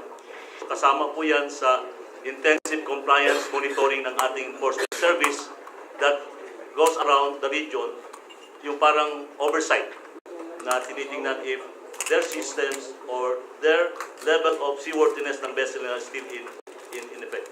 Sige po. Huli na po, follow-up lang, Mr. Chair. Ibig sabihin po, nagkakaroon po kayo ng mandatory dry dock inspection din po every 2.5 years po. Tama po ba? At dito sa inspection na to, nalalaman din po natin through ultrasonic testing na kung ang ship po or yung barko ay capable pa po. Tama po ba? Yes, Your Honor. And dito sa pag-ultrasonic na testing, makikita kung kinakalawang na po talaga yung barko. Tama po? Kasama po yan sa inspection during high and dry ang vessel, which is ang dry docking po ay dry docking inspection is being conducted twice in 5 years. That is a cycle. At dahil dito, nabibigyan po Mr. Chair ng certificate of passenger ship certificate pa rin po ang Allison. Pero sa mga statement po ng ating mga survivors, lumalabas na kinakalawang at masyadong luma na po. With that, Mr. Chair, gusto ko pong saraduhin ang aking pagtatanong in a closing statement. Mr. Chair, ang mga namatay sa Allison Shipping Lines tragedy, ang mga survivors at ang kanilang mga pamilya ay mga biktima ng isang preventable tragedy. Ayaw kong tawagin itong accident. Kung aksidente kasi, Lahat ng pag-iingat ay ginawa pero may mga elemento na hindi kontrol o hindi inaasahan. Kailangan natin maisawalat kung paano ito nakalusot sa marina, lalo't hindi ito ang first time na nailagay sa panganib ang mga pasahero ng Allison with MV Lady Joy in 2023 at iba pa. Sa mga narinig ko ngayon, hindi ito accident o force of nature, I smell negligence. In the House of Representatives, we hold the negligent accountable. Maraming salamat po, Mr. Chair. Maraming salamat, no. Question lang. Ang pasahero pag sumasakay, sino kumukuha ng ticket? Who can answer this? Sino kumukuha ng ticket? Mr. Chair, mismo pasahero po. Hindi, yung pagsasakay ka, iskinin mo ibibigay ticket. Parang manonood ka ng game. May ticket ka, papasok ka, kukuha yung sa gate. Sino kumukuha ng ticket? Allison ba kumukuha? Empleyado na yung Allison? Who can answer it? Ma'am, Allison ba kumukuha ng ticket? Yes, sir. There's a representative who checks on the credentials and the ticket. Okay. Bakit meron hindi nakalagay sa manifest? If I can ask one of the survivors, short answer lang. Yung sa ticket nyo, sino kumuha nung pumasok, na sumakay kayo? Ordinarily po, it is the parser of the Allison. parser of the Allison that checks the ticket. But in my case, when I boarded the boat, nobody checked my tickets. Yun ang sinasabi ko. Tapos ay notice pa dun sa ticket nyo, kaya siguro rampant ang scalpers dyan eh. Di wala man lang point of origin, walang pangalan, kaya nagkakagulo-gulo eh. Anong klaseng ticket yan? Basta may ticket, may papel, wala nakalagay na, halimbawa, papuntang Basilan, papuntang Sulo, may pangalan, may dime, wala eh. So anyway, before we call the next mag-interpolate, just to give you an idea, that vessel is 31 years old already. It was built 1995, 2010 binili ng Allison. Now, itong sa Local Classification Society, every year, every 3 years, 5 years, sine-check nyo, di ba? Tama po ba? Yes, sir. Every year may annual survey, and then sa 5 years po na tinatawag namin na class cycle, may dalawang bottom survey din po. Kailan yung latest, huli yung chinek to? Last December 2025, sir. Okay. I'll ask you, yung vessel ba na yan talagang tama para sa open sea? Yes, sir. Paano mo masasabi yan? Yung vessel na yan, pinurchase sa Japan, na parang pag-roro lang yan eh. Sa sheltered water yan eh. Meaning, sa lake lang dapat yan. Because mababa yan. Isang ano lang yan, hull yan eh. Tapos nilagyan mo ng isang passenger deck. Nilagyan mo na naman ng deck. Tatlo pa pala yung deck. Hindi mo kailangan maging architect. So that's why I'm asking you, yung ganyan type of vessel ba, seaworthy to travel sa open sea? Sir, as a naval architect po, based dun sa calculations and stability, if i-alter ang vessel, sir, possible po. Possible. So hindi ka sigurado, possible.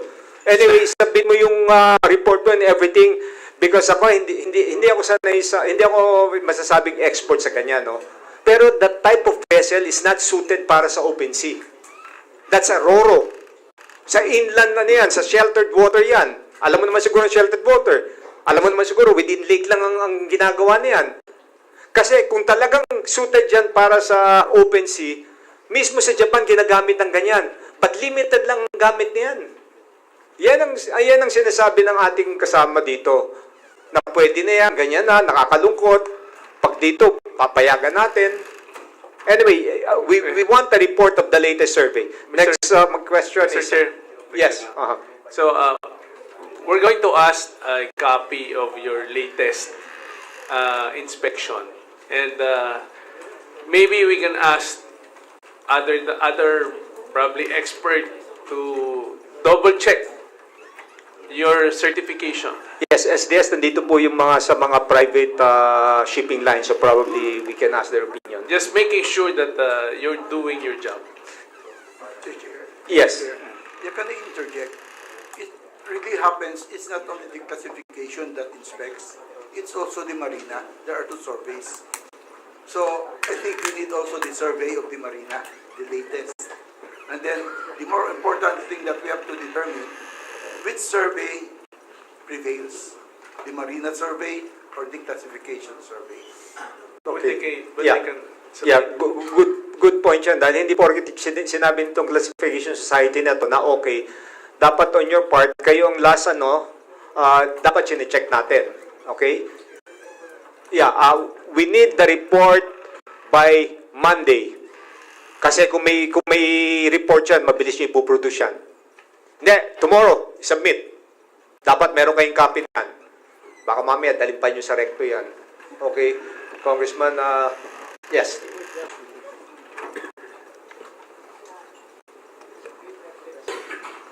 Friday dalhin, Friday. Tomorrow.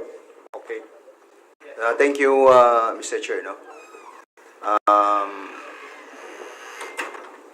Yung pangyayari po, yung gravity ng, of course, yung mga casualties natin ay maagapan po yan. Pagka maganda yung response time natin, pagka may nagka-responde ng agad-agaran, maaaring maraming buhay na maisalba po natin. No? So, ang tanong ko, Mr. Chair, ay tungkol yung sa gaano ka bilis yung response ng ating Philippine Coast Guard. No? So, unang-una po, anong eksaktong oras po na natanggap natin yung distress call ng barko?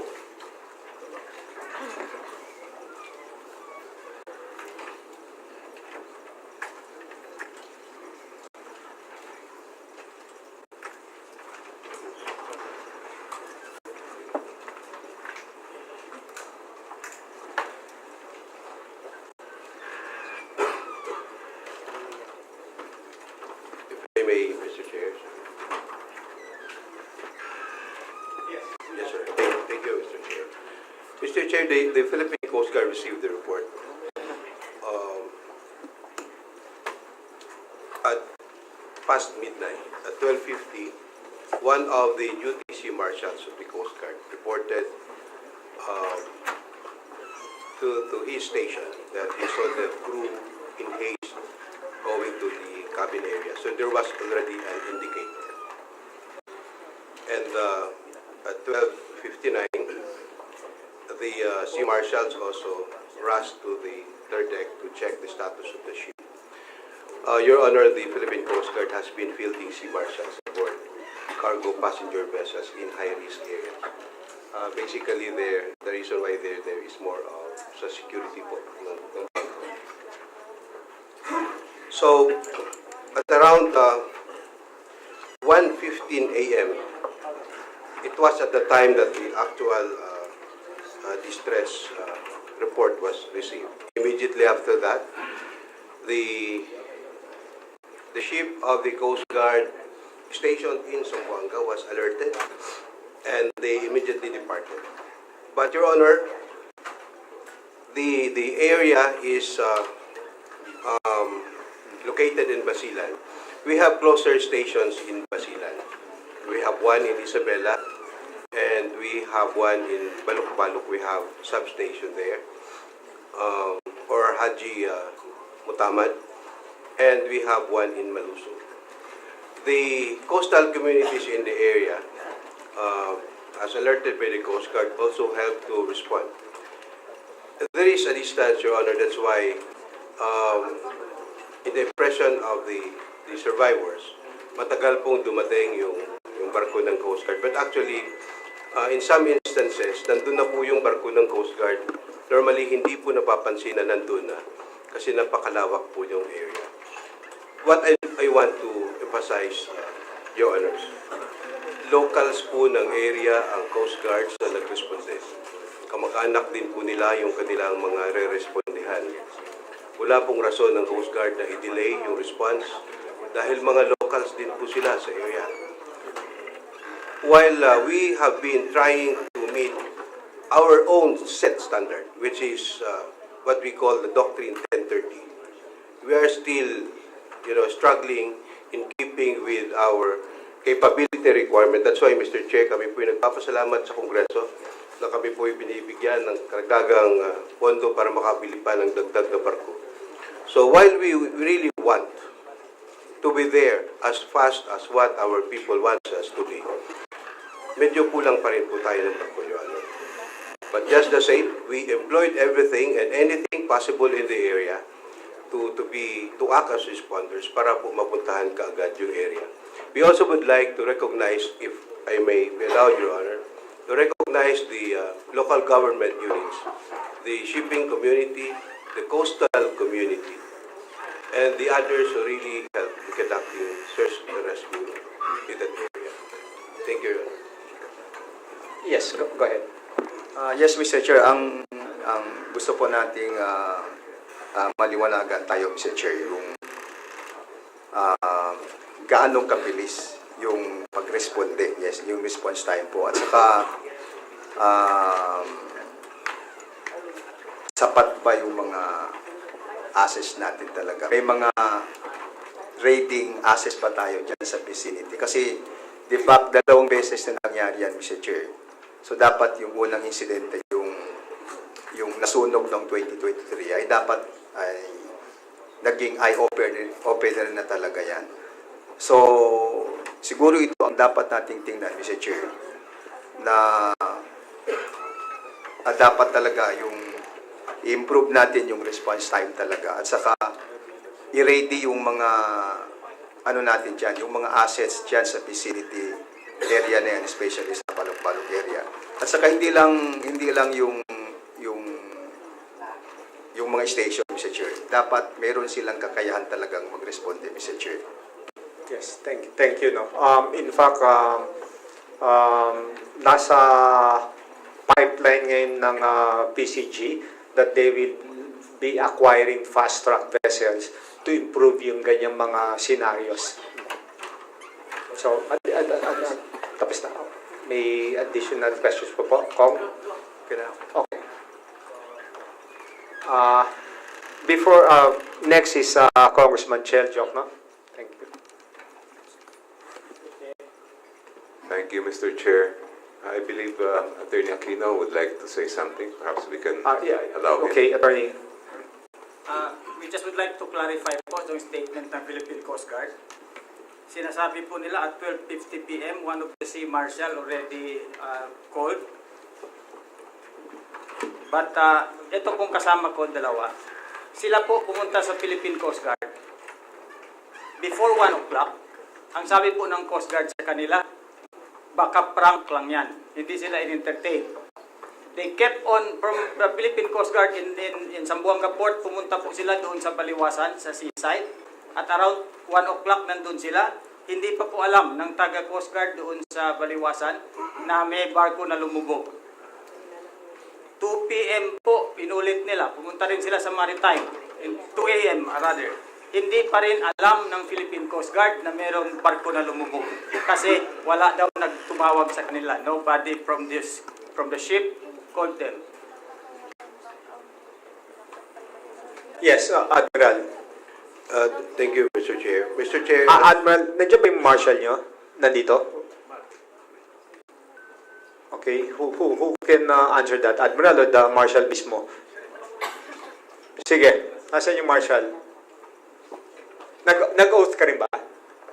Nag-oath ka? Okay, sige, go. Maybe for the information, Mr. Chair, that the Sea Marshal, he was on board the vessel, so maybe he can really tell us the true story of what really happened. Pakisabi lang po ang pangalan at saka position and everything. No?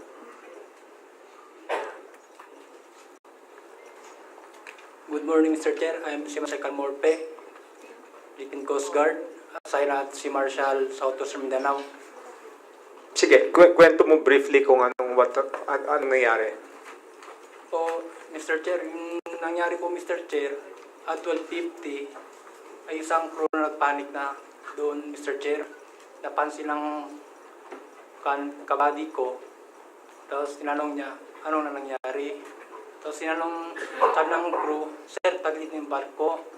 Tapos nun, sir, Mr. Chair, pumunta yung body ko sa pilot house para tanongin yung kapitan. Ang sagot ng kapitan sa kanya, sir, wala pang info ang engine. Tapos yung Mr. Chair, lumabas yung glass body ko, sinilip yung gilid, meron ng tubig mapasok. At tapos na magsilip, Mr. Chair, punta siya sa akin, sabi niya sa akin, gising natin mga tao, kasi tagit yung barko, may tubig at mapasok. Agad-agad na kaming tumakbo sa likod, ako, ginising ko mga tao, sinabi ko, gising kayo, maka-life jacket, tagit yung barko. Tapos yung 12:59, Mr. Chair, classmate ko, yung body ko, tumawag na sa operation namin. Tapos, seconds na yung pinag-usapan nila, Mr. Chair, agad din yung operation namin, tumawag din agad sa bus station.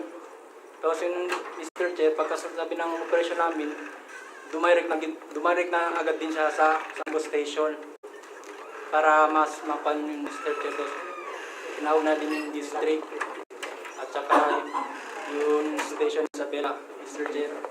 At tapos yung Mr. Chair, kami naman time na yun, nasa sabi yung mga pasahero, tapos yung pinasok ng life jacket, tapos ako naman Mr. Chair, bumaba po sa aircon, sumigaw ako doon, sabi ko sa mga tao, gising kayo, kung kayo life jacket, dahil taglit na yung barko.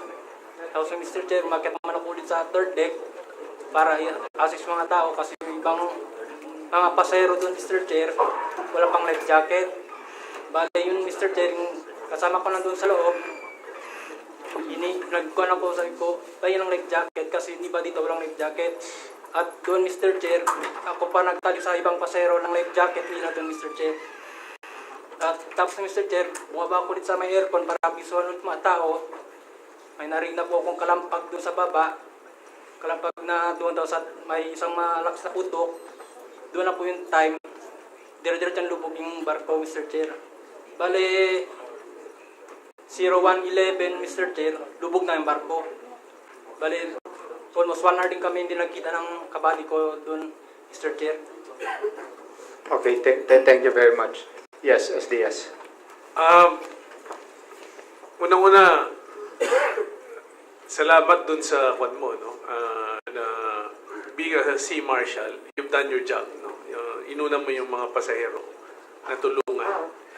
Ang question ko lang, bago ka pinuntahan na may problema na, may naramdaman ka ba sa barko? Like, maalon ba? Mataas bang alon na ikaw mismo medyo nakakaramdam ka na it's not hindi ordinary yung alon at that time? Bale, Mr. Chair, yung barko is ganito yung takbo. Pero ang tanong kung maalon ba o hindi, yun lang naman ang kasi tanong. mararamdaman mo naman kung talagang sobra yung alon at medyo talagang... Sakto lang talagang yung alon. So, ibig sabihin, normal yung alon at that time. Because we want to establish that at that time, clear yung weather. Diba? Para the weather is not the reason why the vessel sank. Tama ba? Okay. Thank you, no. Right now, yung mga kinukuha natin ng kasagutan, unang na-establish natin talagang kulang ang life vest. Parang walang establish natin dito yung lifeboat. Pangatlo ditong sinasabi, may tubig sa engine room, di ba? Paano papasok ang tubig sa loob ng engine room? Isa lang yan. It's either butas yan o meron diferensya yung boat na yan.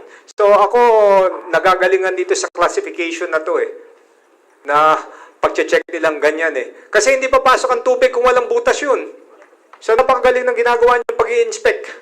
Okay? Attorney Chell, go ahead please. Thank you, Mr. Chair. Sinabi po ni Secretary Giovanni Lopez sa isang interview na binalita sa Inquirer.net, February 11, 2026, na hindi raw dumaan yung cargo sa weighing bridge sa port. I quote in English, "The rolling cargo did not pass through the weighing bridge at the port." Ang una ko pong tanong ay sa Marina, who is in charge of that weighing bridge at the port? Okay, who can answer it? Direct question to Marina. Your Honor, it's a PPA po yan. Okay. And is the PPA also the one in charge? Meron po bang taga-PPA? Yes. Good morning, Mr. Chair, to the members. In relation to the quote mentioned by Congressman Jokno, supposedly said by Secretary Lopez, I heard that and I have since discussed that with Secretary Lopez, and we have corrected the impression that the vessels, that the RoRo vehicles which boarded that the Trisha Kerstin 3 actually went through the Bay Bridge. And our port operator, which is Global Ports, they have the truck scale receipts to prove that there were actually the vehicles actually passed through the Bay Bridge for that particular voyage, Mr. Chair. Question, Mr. Chair, to Attorney Aquino. Assalamualaikum. Ano po ang masasabi ninyo at yung mga ibang survivors dyan sa bagay na yan na sabi daw ay dumaan sa weight bridge yung mga cargo? Thank you, Mr. Chair. We have with me one of the truck drivers po. And he is saying, hindi, siya mismo nagsasabi na hindi po tinimbang yung kanyang roro. Yes, yung kanyang truck. May we know if the truck driver is present? Could we ask him to respond?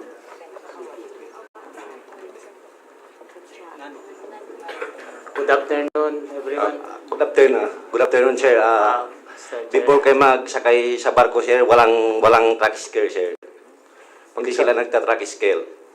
Pakisabi po yung inyong pangalan, sir. Ako si Mitch Pal, sir, isang survivor. Driver ng 10-wheeler na wing van. At masasabi po ninyo na hindi dumaan sa weigh scale ang mga cargo na nakita nyo.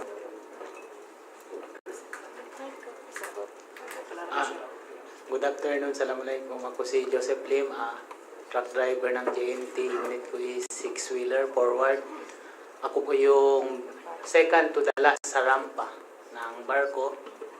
Which yung katanungan is, kung dumaan ba sa scale para magtimbang, wala po. Hindi dumaan. Yes, go ahead. What is the purpose of going through the weighing scale? Is it for payment of the port charges or measuring the weight to be able to para mabalanse mo yung cargo mo dun sa ship?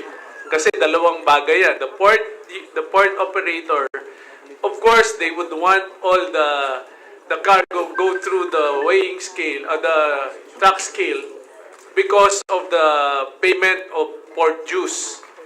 Pero for the vessel, it is also important that they will have to check the weight of the trucks in order to determine whether pasok pa ba yan o overloaded na yung barko. Yes, I think si Mr. J can answer that, PP. Mr. Chair, yun pong paggamit ng truck scale sa mga ports natin, ang primary purpose po niyan is to give an estimation to doon po sa loading process kung gaano ba kabigat yung bihikulo na isasakay sa barko. In fact, yun pong paggamit ng truck scale previously, I think prior to 2019, it was privately operated, but in 2019, if I'm not mistaken, I had that scrapped. So it is now PPA who operates the truck scales and we do not charge. And even the terminal operators, hindi po relevant sa kanila yung resulta ng timbang because for RoRo vehicles, we do not charge based on weight. The terminal operators charge based on what we call a RoRo terminal fee, which is a flat rate. So yun po, kumbaga, para pong ako inahalin tulad ko yan sa airport na kapag ikaw ay nag-check-in, tinitimbang yung bagahe mo para alam nung eroplano kung paano niya babalansehin at kung paano niya, kung allowed ka ba for the capacity po nung sasakyan.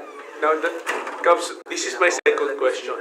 Since the truck scale is not important as far as port charges, it is important to determine the weight of the trucks. So, di ba dapat ito mandatory?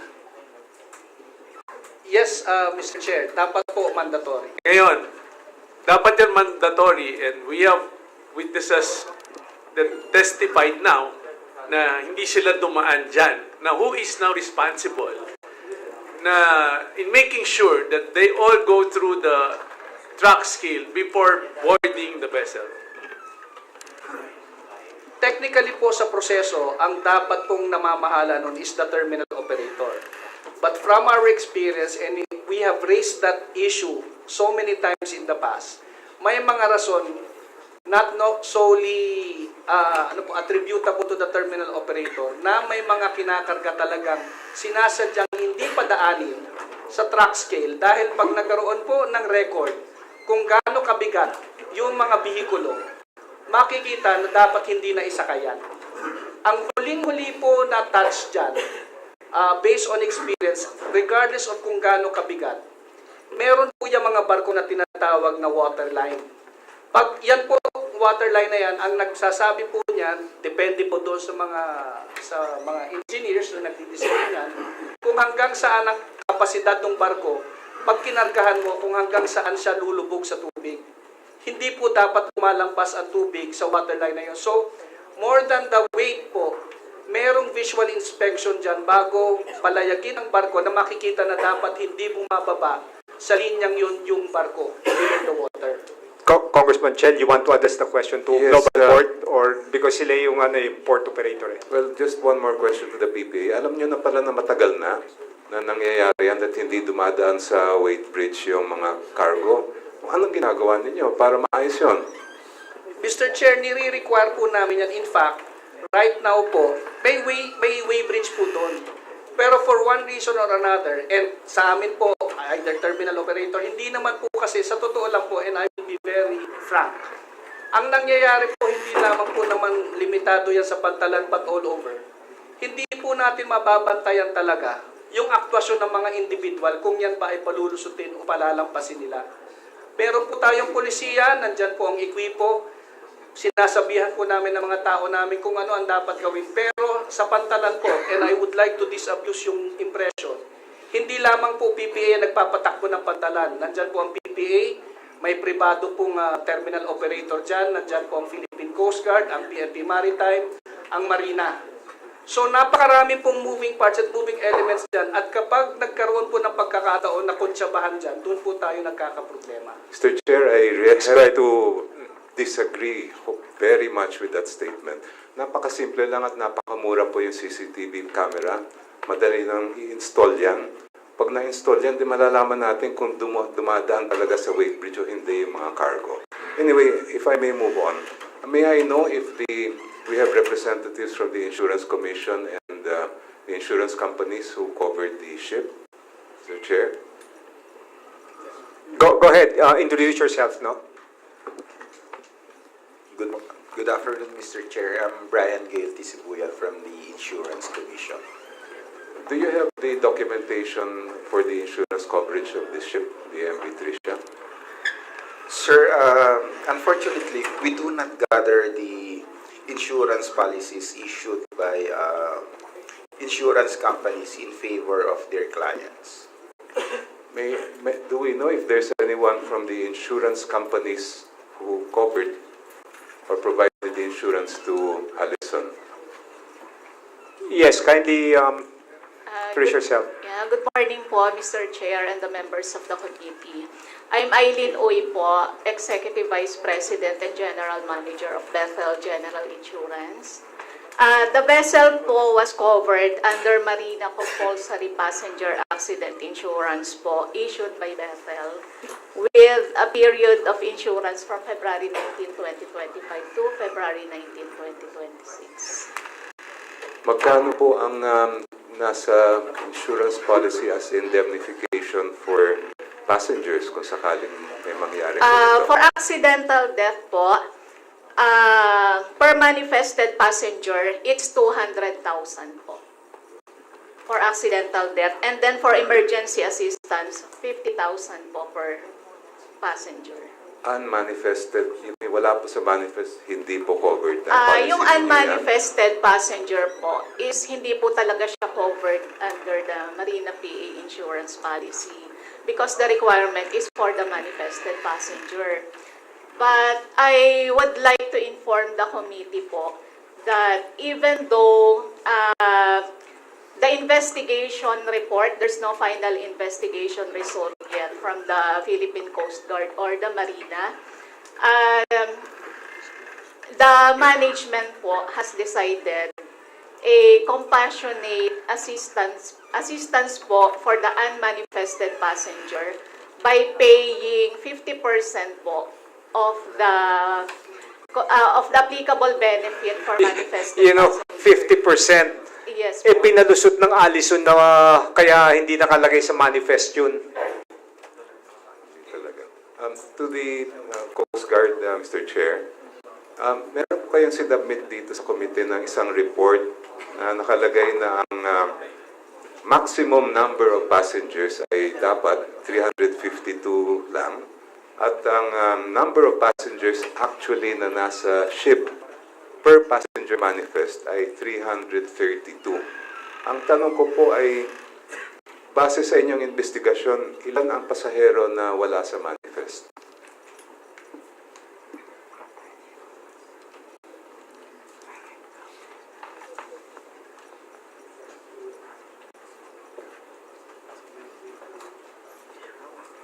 Who can answer that?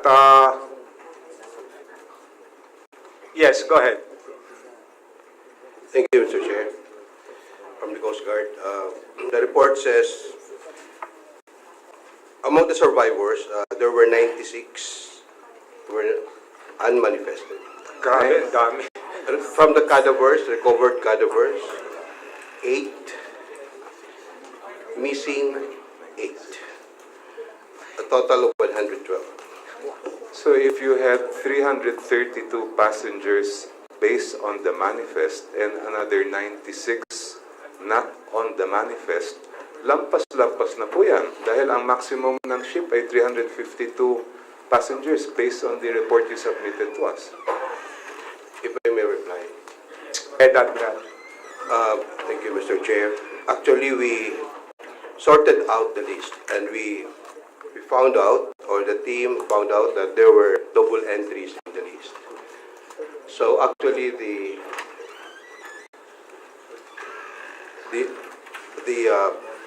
manifested passenger when clean. Okay, we refer the data with SOCO and with the DRRMOs, yung mga double entries, and those who were identified nung may mga cadavers na recover. Actually, there were only 230. Ang ibig niyo sabihin, mali yung report ninyo na nakalagay dito na 332 ang pasahero based on the manifest? That was based on the manifest submitted to the Coast Guard by the master. Your Honor, the vessel before they depart are required to submit to the Coast Guard the master's declaration of safe departure. And one of the required documents to be submitted is the manifest. Your Honor, as what was clearly mentioned by the Honorable Congressman Jokno, after the MV Doña Paz, the International Maritime Organization realized that it would be better to address the safety issues of the ships if we focus on the management issue, or the safety management issue.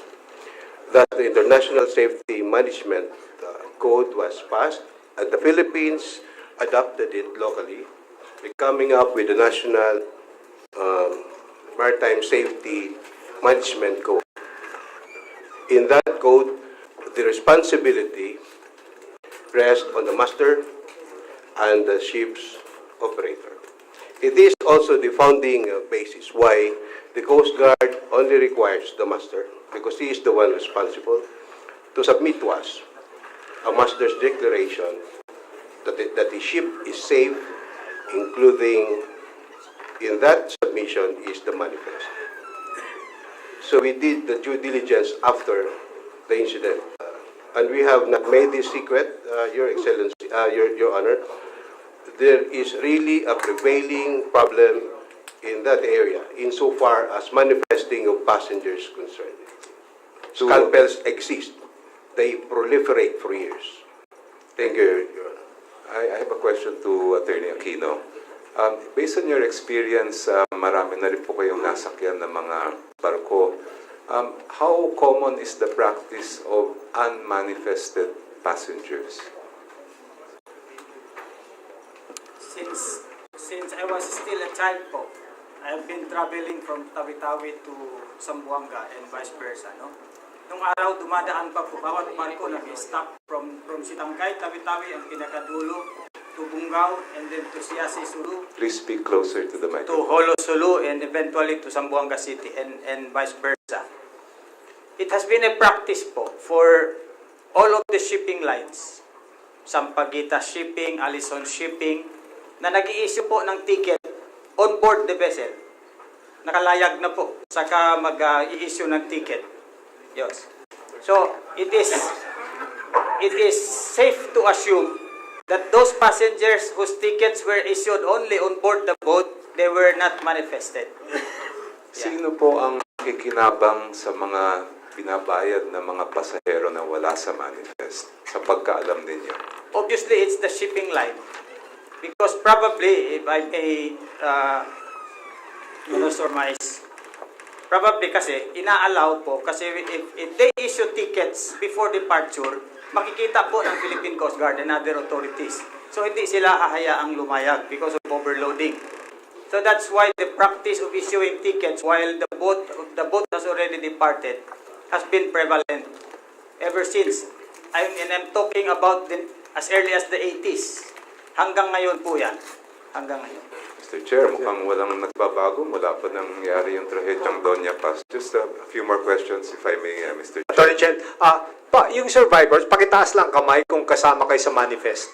Kasama ba kayo sa manifest? Ilan? So, yung iba, yung hindi kasama sa manifest? Wala. Wala. Okay, Kaming mga truck, wala. Okay, thank you.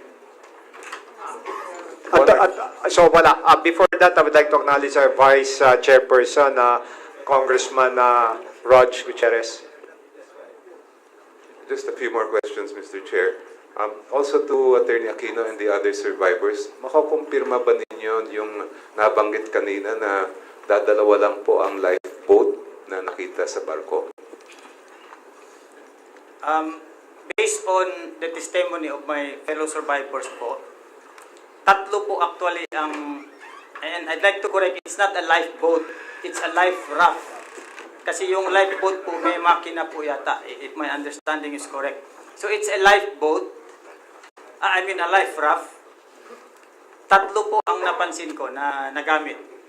But according to one of the survivors, yung kanilang life raft, in less than 5 minutes, lumubog po. Something doon sa ilalim, bumigay.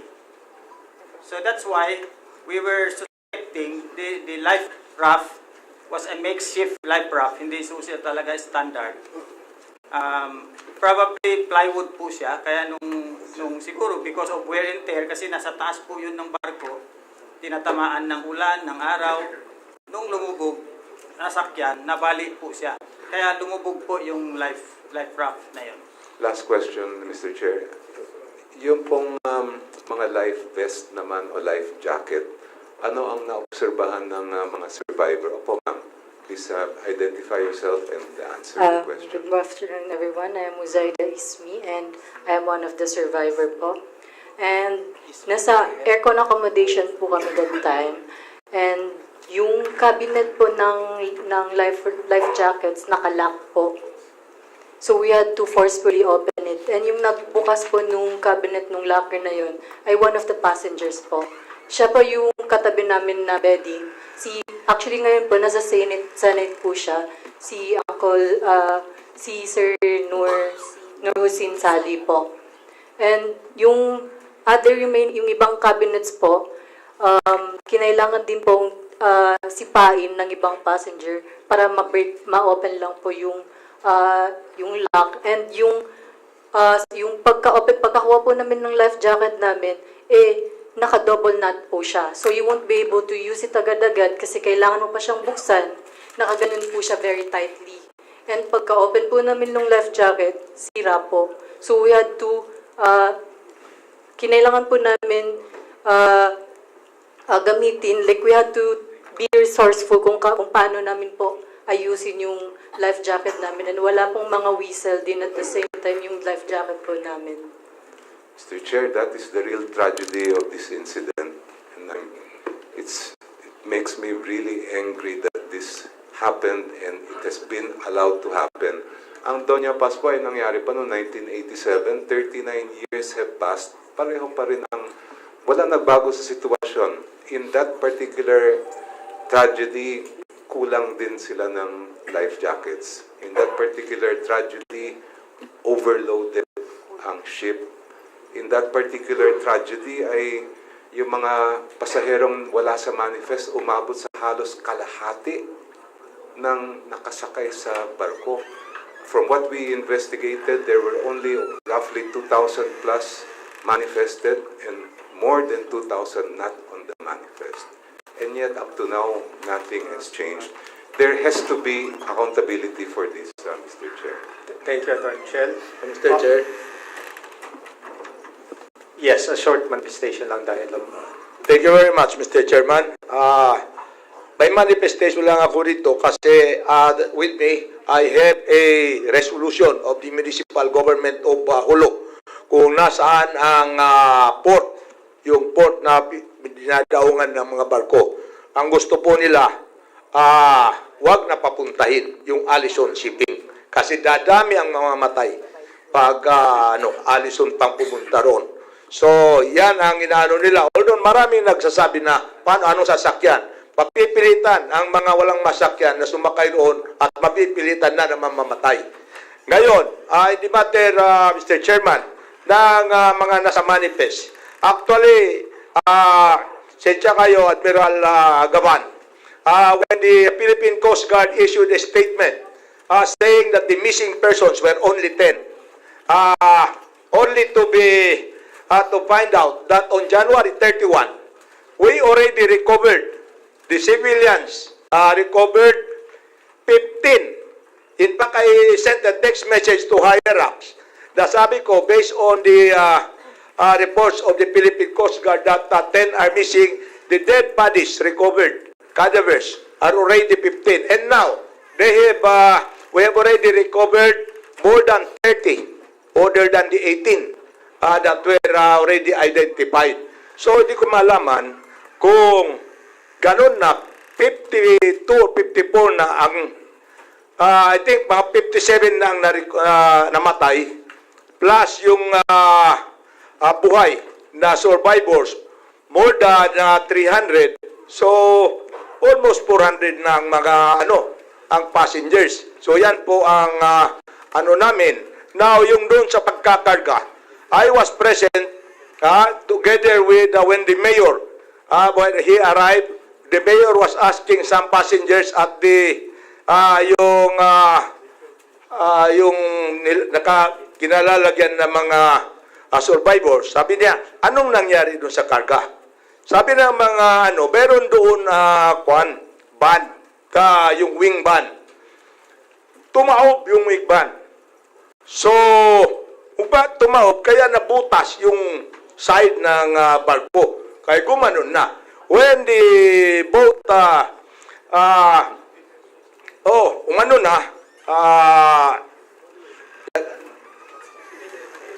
tilted to one side, doon na pumasok lahat ng tubig. So, it's not a question of only of how much load you are loading. It's also a question of how properly are you putting the load?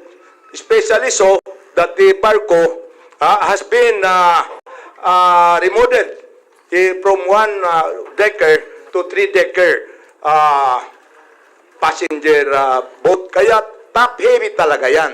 Kahit anong sabihin, magta-top heavy talaga ang barko. So yan po, a matter of kaninong responsibility to check on the loading, kaninong responsibility to check on the manifest and of course the safety and the seaworthiness of the vessel. Maraming salamat, Mr. Chairman. Thank you po. No? A quick answer lang po. Yung Krista ba, talaga yun ang route niya? Who can answer that? Ba talagang usual route niya? Good afternoon, Mr. Yeah. Chair. Sandali, tatanong mo yung taga Allison, ba talagang ruta niya, yung barkong to? Ang Krista 3 po ay... No, just answer. Yan ba talaga ang ruta niya? No, sir. Yeah. So siguro, based on what you answered, hindi niya ruta yan. Ang supposed to be sigurong ruta yun, mas malaki siguro yung dapat, kaya kayo nag-overload siguro. However, sir, we are not allowed to do replacement at any time that we want to. Hindi, bakit ka sinagot mo, hindi mo yung ruta yun, tapos biglang... It has been a route na kapag meron pong dry dock, yun po ang ginagamit. Nagsa-substitute po tayo. However, Ma'am, sorry, no? Yes. Conflicting yung answer mo eh. Ang tanong lang naman kung talaga yan ang ruta ng Krista. Sabi mo hindi. During a normal operation po, mas... No, it's just a yes or no. Yan ba talaga ang usual ruta niya? Sir, I'm sorry but I have to qualify. I'm sorry. Yes, Congressman Jay. Mr. Chair, I think she's lying. I want to ask this lawyer, ano bang CPC nyo binigay sa shipping lines ninyo? Kasi Marina authorized lahat ng mga shipping ng barko nag-operate. Pwede sila ilagay lang yung barko kung saan ilalagay yung biyahe. Although hindi yung nagbabiyahe doon. Tama, Mr. Rater? That's why I'm filing a bill on that, Mr. Chair. Sa inyo na, yes. Hopefully we'll come to that. Kasi mali po yun eh. Kukuha ka lang ng barko, ilagay mo lang doon. Just like what's happening in Camiguin.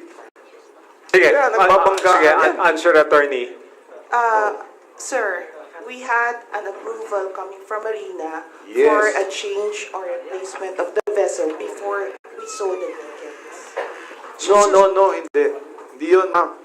Hindi yun. Ang ibig ko sabihin, yung CPC nyo, kung lahat ng barko, binibigay kasi ng Marina, basta nakaregister sa kampanya nyo, anywhere in the Philippines, pwede ka magbiyahe. Alam mo ba yan? Yes, sir. It's so Yun. That's the answer, Mr. May Chair. designated routes po kasi. May designated routes, pero pwede mo palitan yung barko anytime. May sira o wala, pwede mo palitan. Yun o nangyari, Mr. Chair. Anyway, yes. Congressman Munir. May with regards to that, may information kami, yung mga ibang kababayan namin nagsasabi na yung barko na yon hindi yon intended para sa hulog. Yung, in fact, ang sabi nila, kaya maraming sumakay, yung malaki, yung MB Antonia ba yun? Yes. Yun ang information sa amin. So, in short, expected ng tao, probably yung nagbenta ng ticket dahil expected nila is malaki. Anyway, before kayo mag-knowledge, no? Yeah, Mr. Chair, sorry. Yes. I-insert ko lang po ito. Siguro maaari natin matanong yung mga survivors kasi according to them, ang karamihan sa kanila, ang ticket nila ay Antonia. So, pwede po natin. Can somebody validate that? Sige. Kahit isa lang magsalta. Okay, go. Good afternoon, Mr. Chair. I'm Joseph Lim, truck driver. Bale, yung every Sunday, nag-Allison talaga kami. Schedule ko yan every Sunday, which is Antonia 2. Antonia 2. Yung Antonia 2 is, malaki po yun. Sobra-sobra doon. Pwede yun Pero that night, nagulat ako, tinuro ng maestro, which is Trisha Kerstin daw 3. Nakita ko sobrang liit. Okay. Sige, ma'am. Quick ka na lang. Sige. Go. Ma'am, yung nagtataas ng kamay. Pakisabi lang po pangalan para we can proceed to that. Yes, good afternoon po. My name is Ritz Mahalajiro.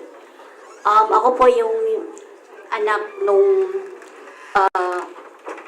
isa sa mga passengers. Actually, mother ko po at father ko po ang nakasakay doon. Ang expected po na dadaog po sa Holo is MV Antonia.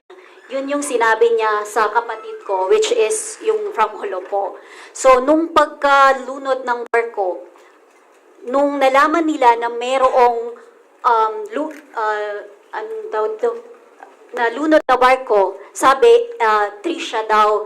So, napanatag yung kapatid ko. Sabi niya, sa MV Antonia nakasakay sina ina at saka si ama. Okay, so panatag na kami. Tapos, may nag-confirm, may nagbalita sa kanya na hindi daw Antonia ang pinabiyahe, yung MV Kerstin daw. So, doon na kami nagpanic talaga kasi confirm na nakasakay sila doon kasi nasa manifest sila. Okay, thank you. Congressman Aymantan, your turn. Give you 8 minutes. Thank you, Mr. Chair.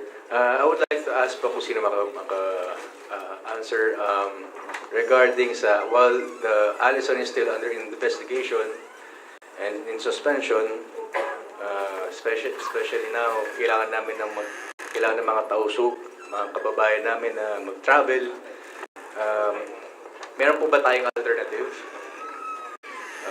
na pwedeng pumalit sa shipping company ng Allison while we're still... Kasi syempre, ang mga tao, hindi naman pwede stagnant lang sa sulok or sa Zamboanga, tsaka limited lang yung transportation namin po. Thank you. Who will answer that? Go. Yes, Congressman. Basically, we have issued special permits po para ma-service po natin yung mga routes that is being serviced by Allison. So, ang nangyari po ngayon is, since nakasuspend po lahat ng mga services ng Allison, ang nangyari is inimbitahan po natin yung mga ibang shipping lines in order to service po yung mga different routes that are being serviced by Allison. So, meron po tayong Montenegro and some other shipping lines. Maybe the administrator could give us, Deputy Administrator, could give us more details on that. Thank you, sir. Immediately po sinuspend natin, Your Honor. We invited Montenegro, some shipping lines there. And then we have other shipping lines, which is Archipelago, which is Muscat. And then coming in po, expected today or tomorrow, baka kayong shipping lines to substitute sa service ng sa Bongo. And other local shipping companies meron pa rin po. Thank you. Thank you for it. And also, I would like to ask Allison, Mr. Chair, may the representative of the Allison Shipping Lines explain this body the compensation package for the passengers? Yes, go ahead. Answer, please. As per law and as per pronounced by our government agencies and in the same manner that our insurance says, we are giving 50,000 for survivors and 200,000 for the deceased. Ma'am, correct me kung ang question mo on the part of the corporation kung nagbigay sila. I think what you're saying right now, nagbayad yung insurance. In fact, we doled out in advance the money. As I mentioned earlier, as of yesterday, 2 days ago, we're running about 21 million in monetary value being doled out to the passengers. No, ma'am. Let's simplify na lang yung mga answer natin. Ang tanong lang, yung company nagbigay pa ng cash. Yes, ma'am. Okay. Yes. So, aside from the insurance. We advanced. So marireimburse din pala kayo. So hindi lang pala yan, in advance lang pala nyo, on your part, wala rin pala kayong binigay. Because of the pending investigation. Ma'am, may namatay na eh. Sasabihin nyo, compassionate dapat ang mga tao, may namatay na eh. Ano ba hinihintay nyo yung investigasyon? Mabuhay ulit yung patay? Yung sinasabi nyo palang binigay nyo 21 million, in advance lang nyo eh, kukolekta hindi nyo sa insurance. Ano ba naman yan?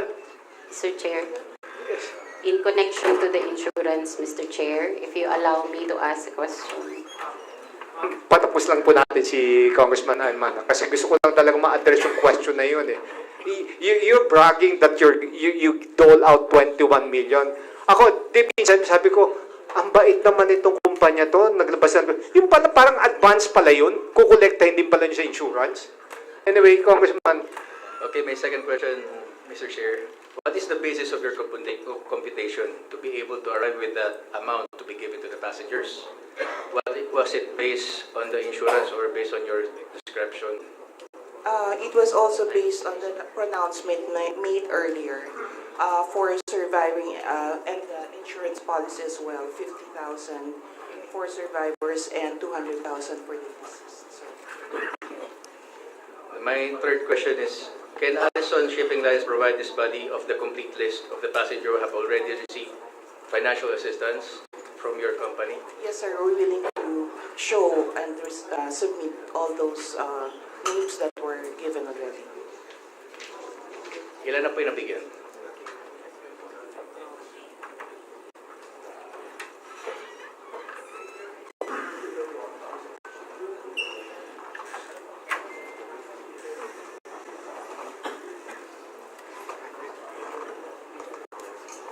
Medyo mahaba po yung list because out of the survivors we have given 238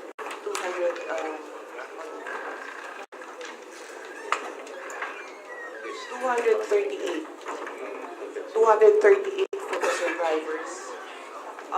Assistance for deceased assistance from Allison, we have already given 24 total number of passengers. We have been calling all those, we're calling all those who are involved or might have claims against us. And we have been openly inviting these people to come and to get their claim from us. Okay, thank you. Mr. Chair, that's all. Thank you very much, no? Question lang sa survivor. Sino nagbigay sa inyo yung nagbigay ng tulong? Yung kumpanya ba ng Allison? Yung mga staff ba nila? Kumpanya? It was given by the staff of the Allison, pero some of the staff po, allegedly po ay staff din po ng LGU ng Zamboanga. And at the same time, the Allison table was also giving 1K galing daw po kay Mayor. So we would like to ask if ginigit po kasi ni Mayor na he's not connected to Allison, pero bakit po table ng Allison ang nagbibigay ng 1K na galing daw po kay Mayor? Yes, CA. Yes, thank you. Yeah. From day one, on January 26, the local government, upon seeing the status of the PPA area, magulong masyado, the mayor instructed that we come up with a processing center, getting the TSWD, DSWD. We also instructed Allison to be there to make sure that yung mga pasero hindi saan-saan pupunta, isang lugar na lang. So, we established the processing center sa PPA halfway house. The next day, on January 27, the mayor, seeing that hindi pa rin maayos yung lugar, established the processing center sa CCDRMO office. So, there, nandun yung CSWD, DSWD, yung medical team, pati yung Allison nandun, and we also asked, later on the insurance company joined us. So parang isang lugar na pupuntahin. So the mayor gave on his own. Okay. As mayor, no? But the city government, the CSWD also gave, the DSWD also gave, and Allison nandun also gave. But whatever Allison gave, kanila yun. No? Okay, thank you. Anyway, the next is Congressman Eli San Fernando. Go ahead. Thank you, Mr. Chair. After, okay. Sa Allison, no, gano'n na po kayo katagal sa industriya? As I mentioned earlier po, magsi-50 taon po. 50. Gano'n po karami yung mga barko nyo? As of the moment, meron tayong 36 vessels. Not all are operational. Ilan po dito ang bumabiyahe bound for Sulu? We have different types of Ballpark figure lang, ma'am. ballpark in about 12. 12. Yung ruta po nun, papunta ng Sulu, no? Okay. Ano po yung average operational age nitong mga barko na to? I am not technical, sir, so I'm not familiar with Kayo that. po yung spokesperson ng kumpanya, dapat alam nyo yan, ma'am. Di ho ba? I will give the details. Sige po. Gaano po kadalas ang check-up, maintenance ng mga barko nyo? Palagi naman po Gaano po yung palagi? from time to time. Ano po yung time to time, ma'am? Operationally, there are schedules. Kada almost monthly ginagawa po. Monthly. So, nag-iiba-iba. Monthly, quarterly, semestral, yearly. Yun po ba? Ano po yung... I will have to check again. Ang hirap naman po. So, ganito na lang, ma'am. Masasabi niyo po ba na yung mga barko ng Allison seaworthy, safe for voyage, for commercial operation? Of course, sir. Masasabi niyo, syempre, kumpanya niyo ho yun, sasabihin niyo, talaga. Hindi po. At nakadaan po kami sa compliance Yan. processes. Okay po, so compliant. Bigyan din po natin ng compliant. Bakit po since 2019, yung kumpanya ninyo nasangkot sa 32 incidents? Kasama na dyan yung sinabi ng DOTR at yung MV Lady Mary Joy 3 noong 2023. 31 ang namatay. At may tanong po tayo sa Marina. Bakit kung ganito nakadalas yung mga insidenteng kinasasangkutan itong kumpanyang to, bakit ngayon lang nasuspende operation ho nila? Paulit-ulit na nga na nasasangkot sa iba't ibang insidente. Bakit ngayon lang po nasuspende ang operation ng Allison? Kung Eli, who do you want to answer? Marina? Marina po. Okay, Kung sige. Okay, thank you. Yes, sir. Early on, there was already a suspension of Mary Jo. However, again... Sir, pakilapit lang yung mic. Thank you. Yes, sir. There was already a suspension made in Mary Jo. I'm not privy on the earlier on incident, sir, no? Because I'm not yet... Ang punto ko ho, itong kumpanya na Allison, madalas nasasangkot sa iba't ibang insidente. DOTR na nagsabi, since 2019, 32 incidents. So bakit pa rin pinapayagang maglayag yung ganyang kumpanya? Nasangkater ba yung mga insidenteng kinasasangkutan? Sir, perhaps I will I'm not privy on the incidents before, but again, that's 32. The actual number is 26 actually. There are double entries lang po. May double entries. Kahit na 32, 26, o Yes, kung sir. ano pa man. I agree with you that kailangan na po siguro yung suspend. Sinabi ko nga kanina, systemic na po yung nangyari Yes. ngayon. So I think... Thank you, Deputy Administrator. Ang pinupunto ko lang naman ho, kung hindi nangyari, itong insidenteng to, yung Allison na yan, tuloy-tuloy pa rin na makakapaglayag. Di ho ba? Nag-agree po ba kayo dun? Sir. Sasabihin niya ng Allison, our ships are seaworthy, safe for voyage. Andyan ho mga biktima ho. Tapos sasabihin nyo, safe for voyage. Kung Eli, siguro isa rin dapat tanungin itong Orient Registering Local Classification Society. Dahil sila ang supposed to be nag-check ng kung seaworthy. So, what's your comment? Kayo ang taga-check, di ba? Yes, sir. Sagutin mo. According sa survey report, sir, the vessel is seaworthy. So, The vessel is... siguro dapat palitan na kayo eh. Mr. Chair, gusto ko lang diin, seaworthy. Narinig nyo si Vice Gov kanina. Ilang beses na nagre-reklamo. Sinusumbong yung itsura, quality ng mga barko. Marina, walang ginagawa. Kayo sinasabi nyo, Okay naman, seaworthy. Pag kayo sumakay dun sa barkong yon, sasabihin nyo, seaworthy? Nanggagaling yung punto de vista namin sa mga ordinaryong Pilipino, mga manggagawa na sumasakay dyan sa mga barko ng Allison. Tapos ang sasabihin sa mga pasahero, seaworthy, safe yan.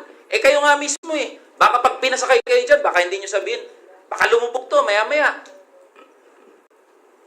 Yun yung pinanggagalingan. Ngayon, kung hindi nangyari tong insidenteng to, eh di tuloy-tuloy pa rin yung Allison. Ganun lang naman kasimple yun eh.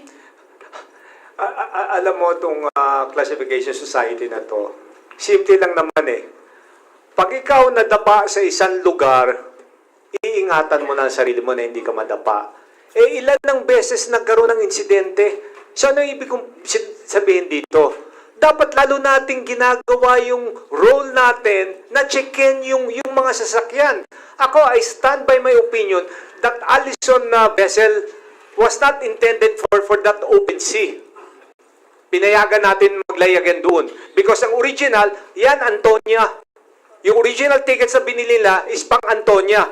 Kaya ngayon ako, I can conclude, kaya sobra-sobra yung mga sumakay because they were expecting yung Antonia ang sasakay. You know, it pains me to have this hearing. Thank you, Mr. Chair. Tama po yun. Dito tayo sa crew qualification. Ma'am, ilan po ang mga manggagawa ng Allison?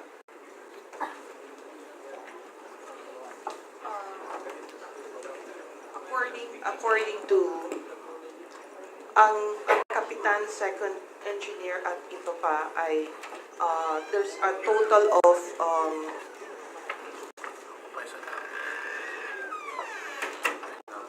crew and technical people 24. Total po yan? Yan po ba yung bumabiyahe doon sa... Yun po yung okay po. nakasakay. Ilan po ang safety officer ng Allison sa mga rutang bumabiyahe pasulong? Lahat naman po ng mga lisensyadong sumasakay ay trained to be on the safe. Sa Marina po, Deputy Administrator, ilan po ba ang dapat na safety officer per ship? Allow me po, pwede po bang pa-educate ako? Kung per ship, yung passenger ship, ilan ang safety officer na dapat nandun? Depending sa size po at saka depending Para po sa size nung, yan, yung MV Trisha Kerstin, ilan po ang dapat na safety officer? I'll check po.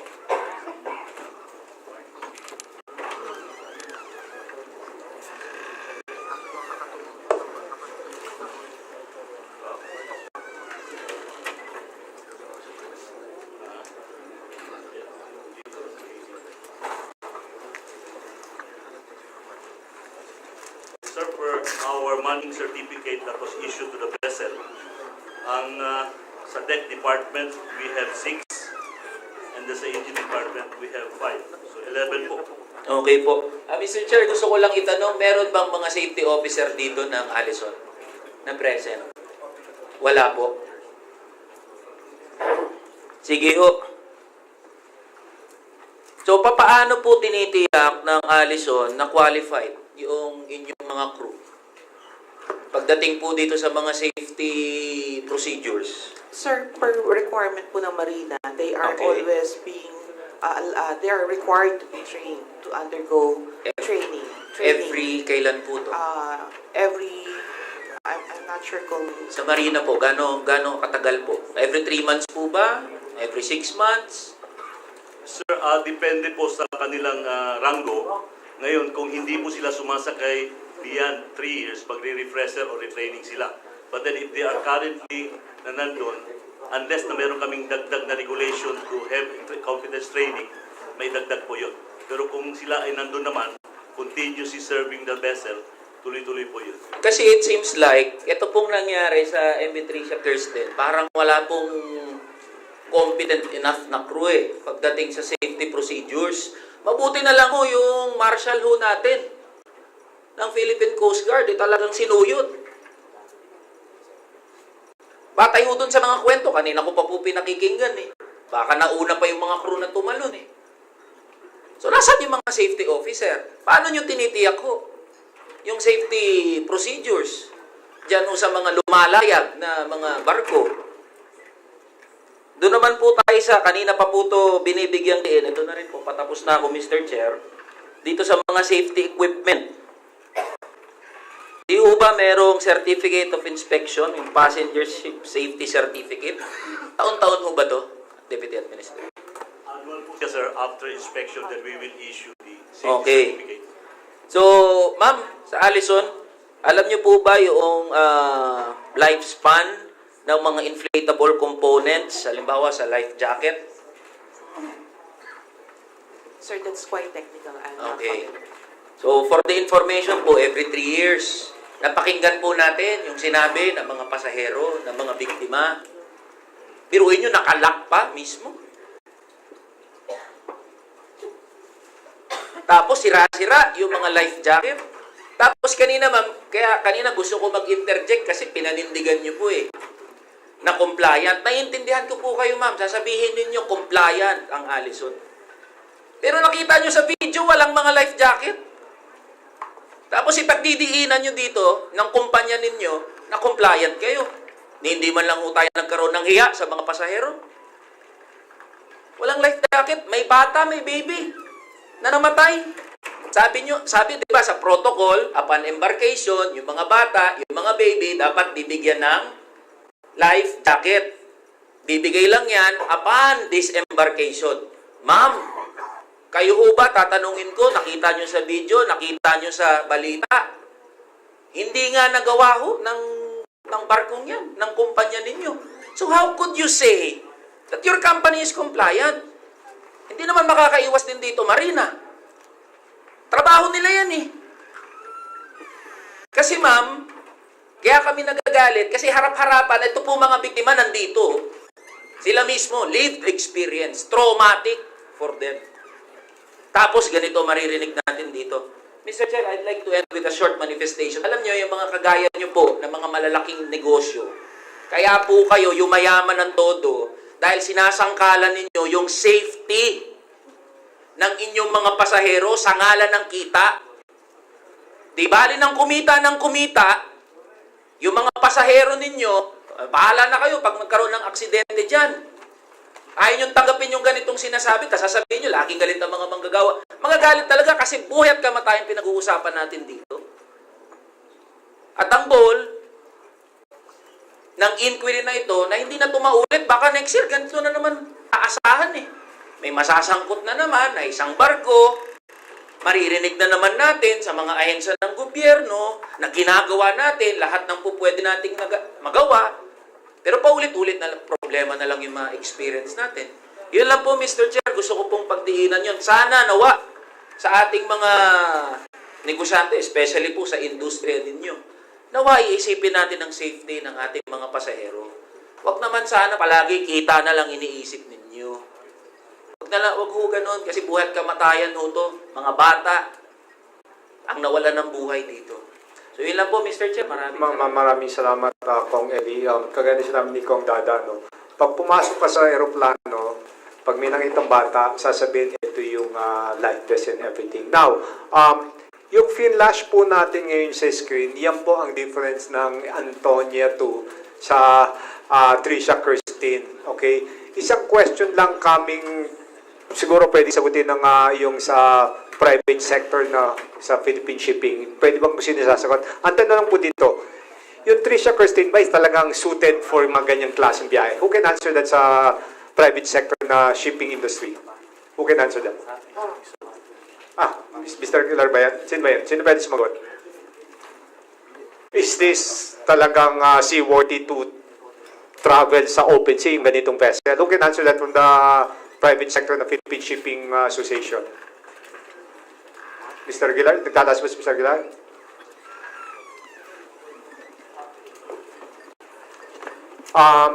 Wag po kayo matakot. May security dyan kung sisikuhin kayo ng katabi nyo. Yung nagka-check ng ano. Good morning, Mr. Chairman. I'm attorney. Quick ka na lang kung talagang suited tong ganitong klaseng vessel. Well, we don't have a member operating such kind of vessel, but according to some experts, those second-hand vessels that were imported in Japan may not be suited in open seas because most vessels that operate in Japan are operating clumsy environment. On our part, we are supporting the policy of really scrutinizing importation of second-hand vessels, especially for passenger carriage. Okay, thank you. Yes, sir, go ahead. Yes, go ahead, please. Good afternoon, Mr. Chair and distinguished members. Introduce yourself, please. I'm Paul Rodriguez, Okay. representing PCSA, Philippine Coastway Shipping Association.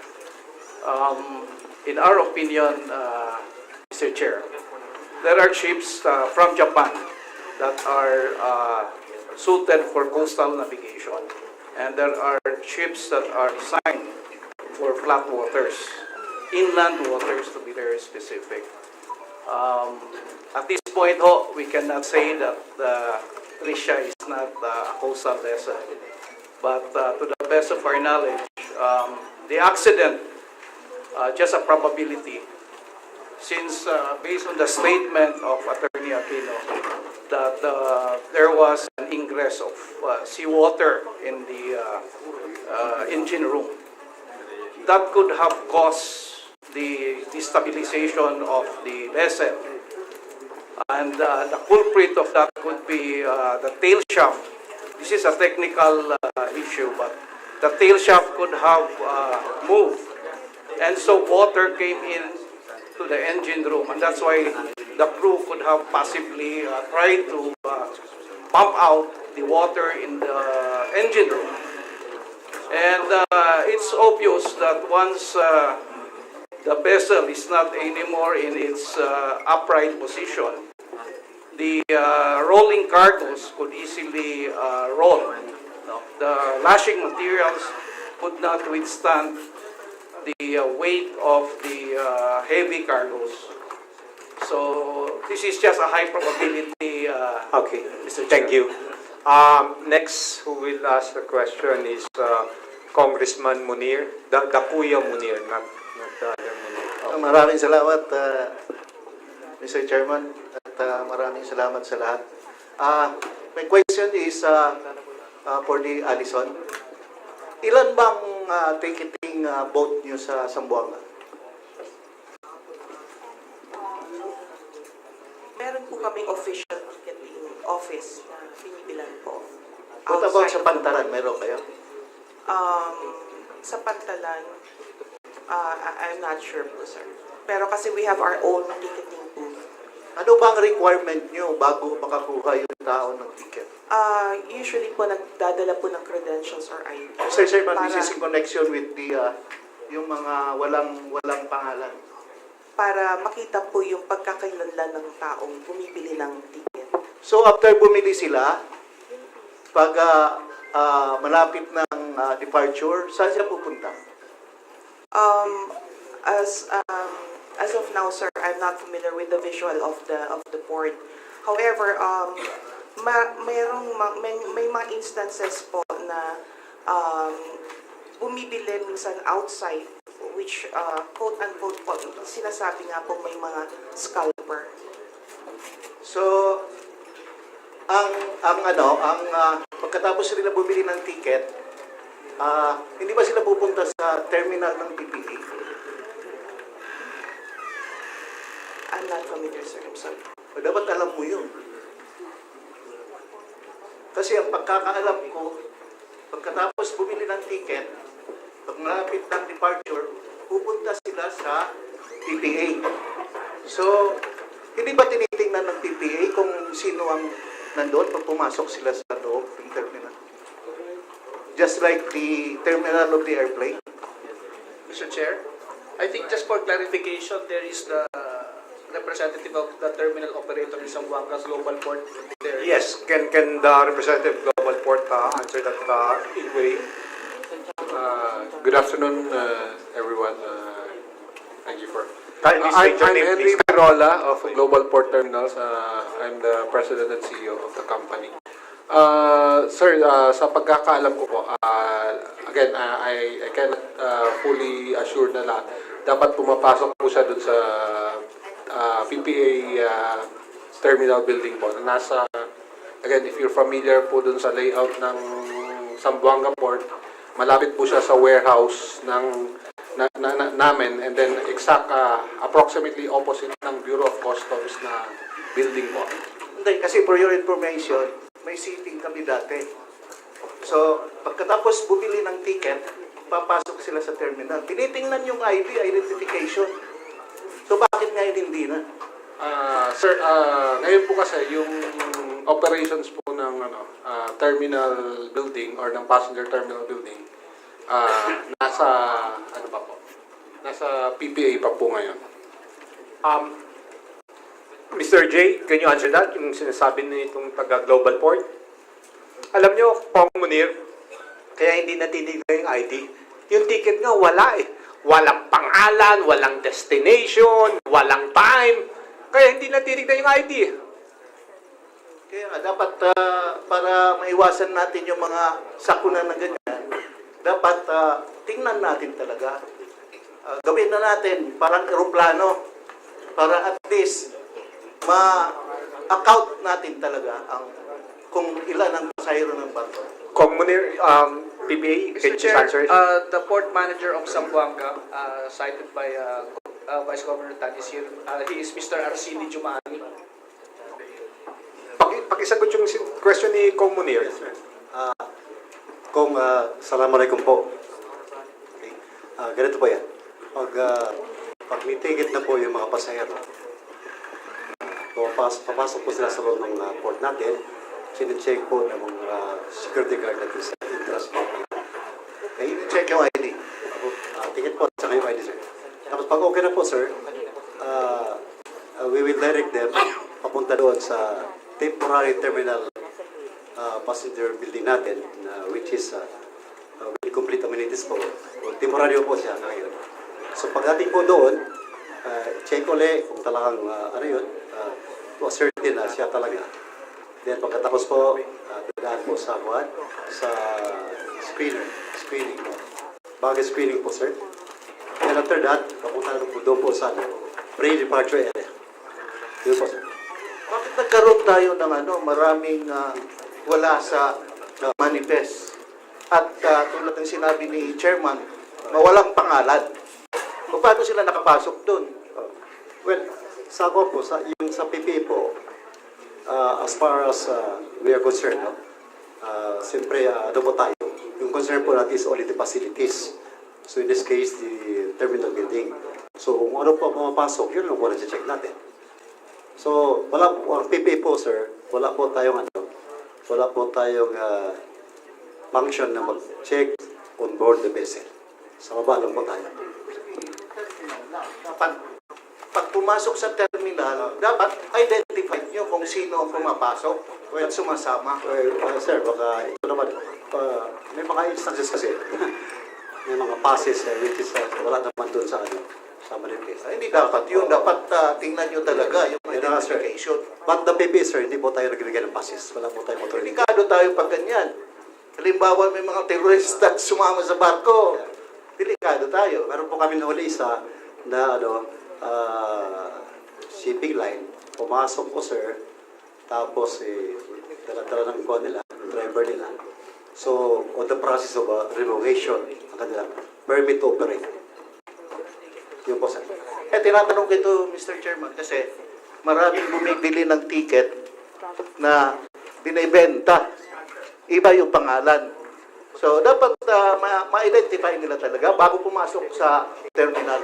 Actually, Kong Munir, walang pangalan yung ticket eh. Hindi ko alam kung nagtitipid na naman kung Eli yung kumpanya. Walang ticket, walang destination, walang time, wala lahat. Kala mo pupunta ka ng carnival dyan sa tabi-tabi yung ticket eh. Mr. Chair, may isingit ko lang po. Yes, Very quick lang okay, po. thank you. Gusto ko lang malinawan ulit bakit, kasi banggit kanina ho ng ating mga kasama, ng mga pasahero at biktima, dun sa ticket nila nakasulat, MV Antonia. So bakit pa rin ulit, pakilino, bakit po yung MV Kerstin pa rin ang bumiyahe kahit dun sa ticket ng iba? Tama po ba sa mga pasahero natin? Nakasulat ay MV Antonia pero bumiyahe ay yung MV Kerstin. Pwede po bang pakilino? Mabilis na po.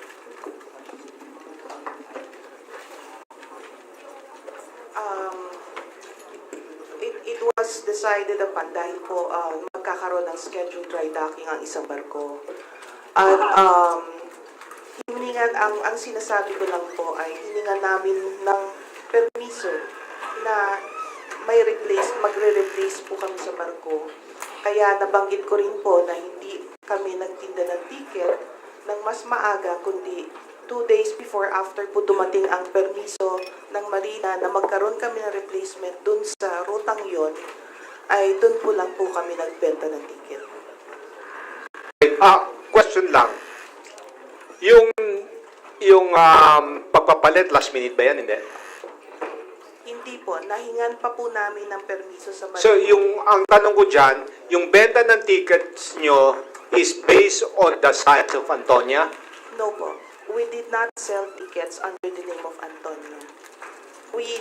We sold tickets under the name of Trisha, kaya hindi nga po kami nagbenta ng ticket dahil hinihintay namin ang approval ng Marina na magkakaroon ng replacement ng barko na instead po si Antonia ay si Trisha po ang gagamitin. Okay, kung we start, bago we turn to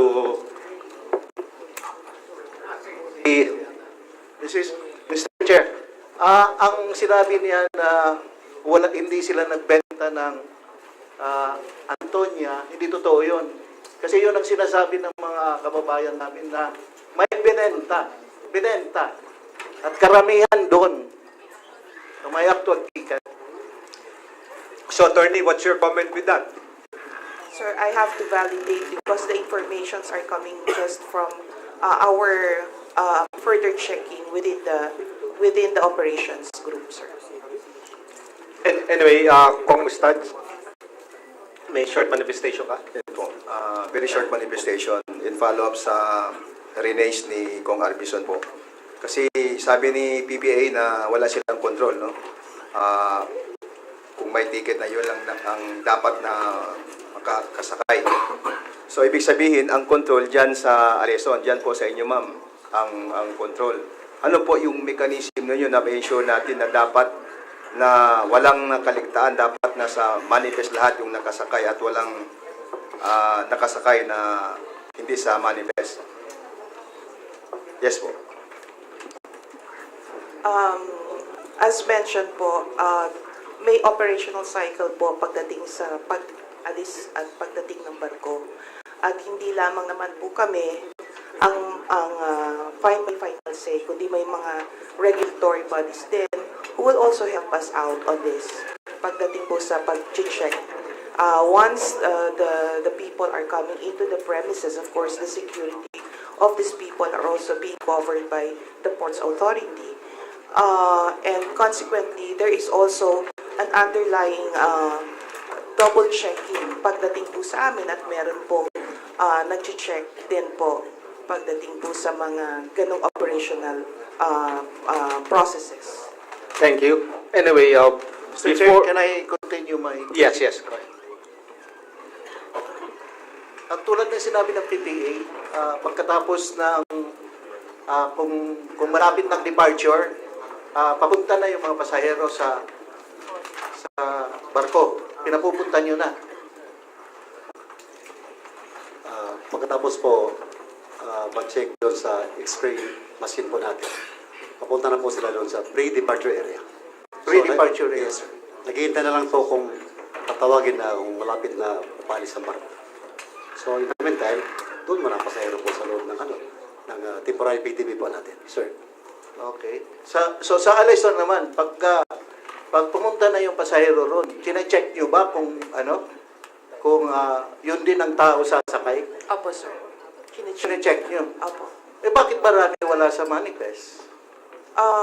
That will have to be answered later on po. Hindi ba yan? Hindi ba yung mga kumuha ng ticket sa inyo, nilalagay na ng kapitan sa manifest?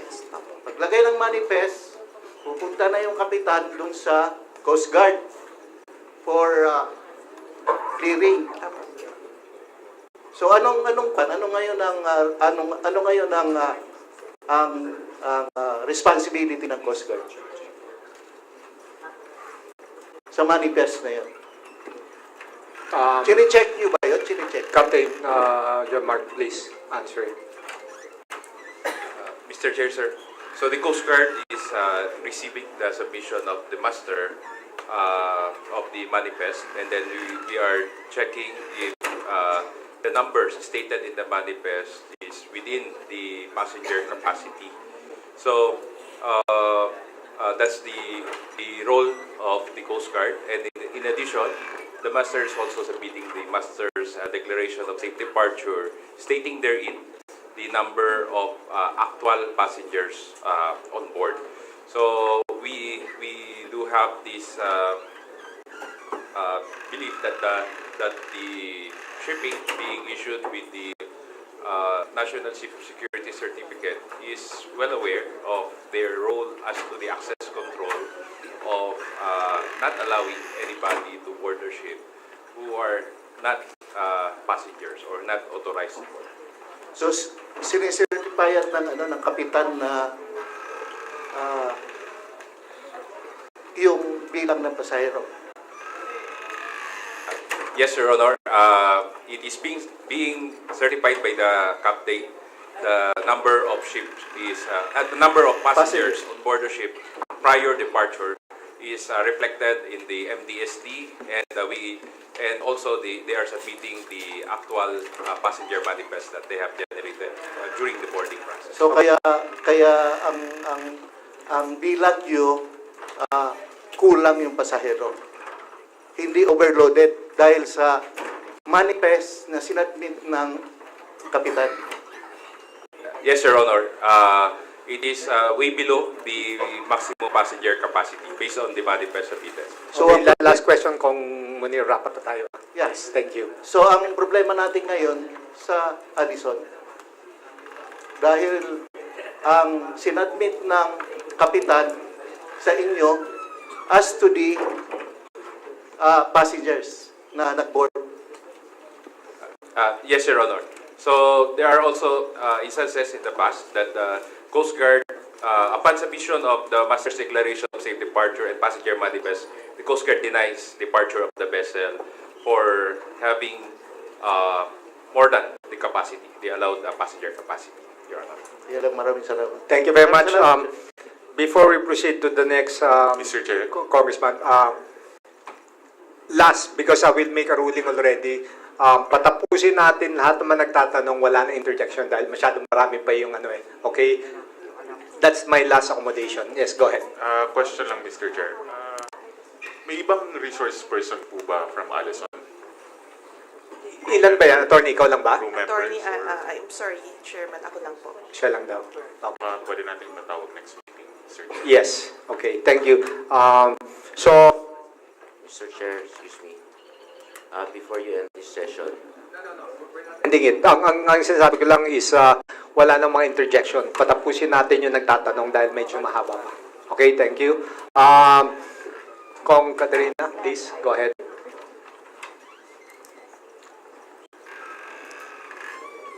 Maraming salamat po, Mr. Chair.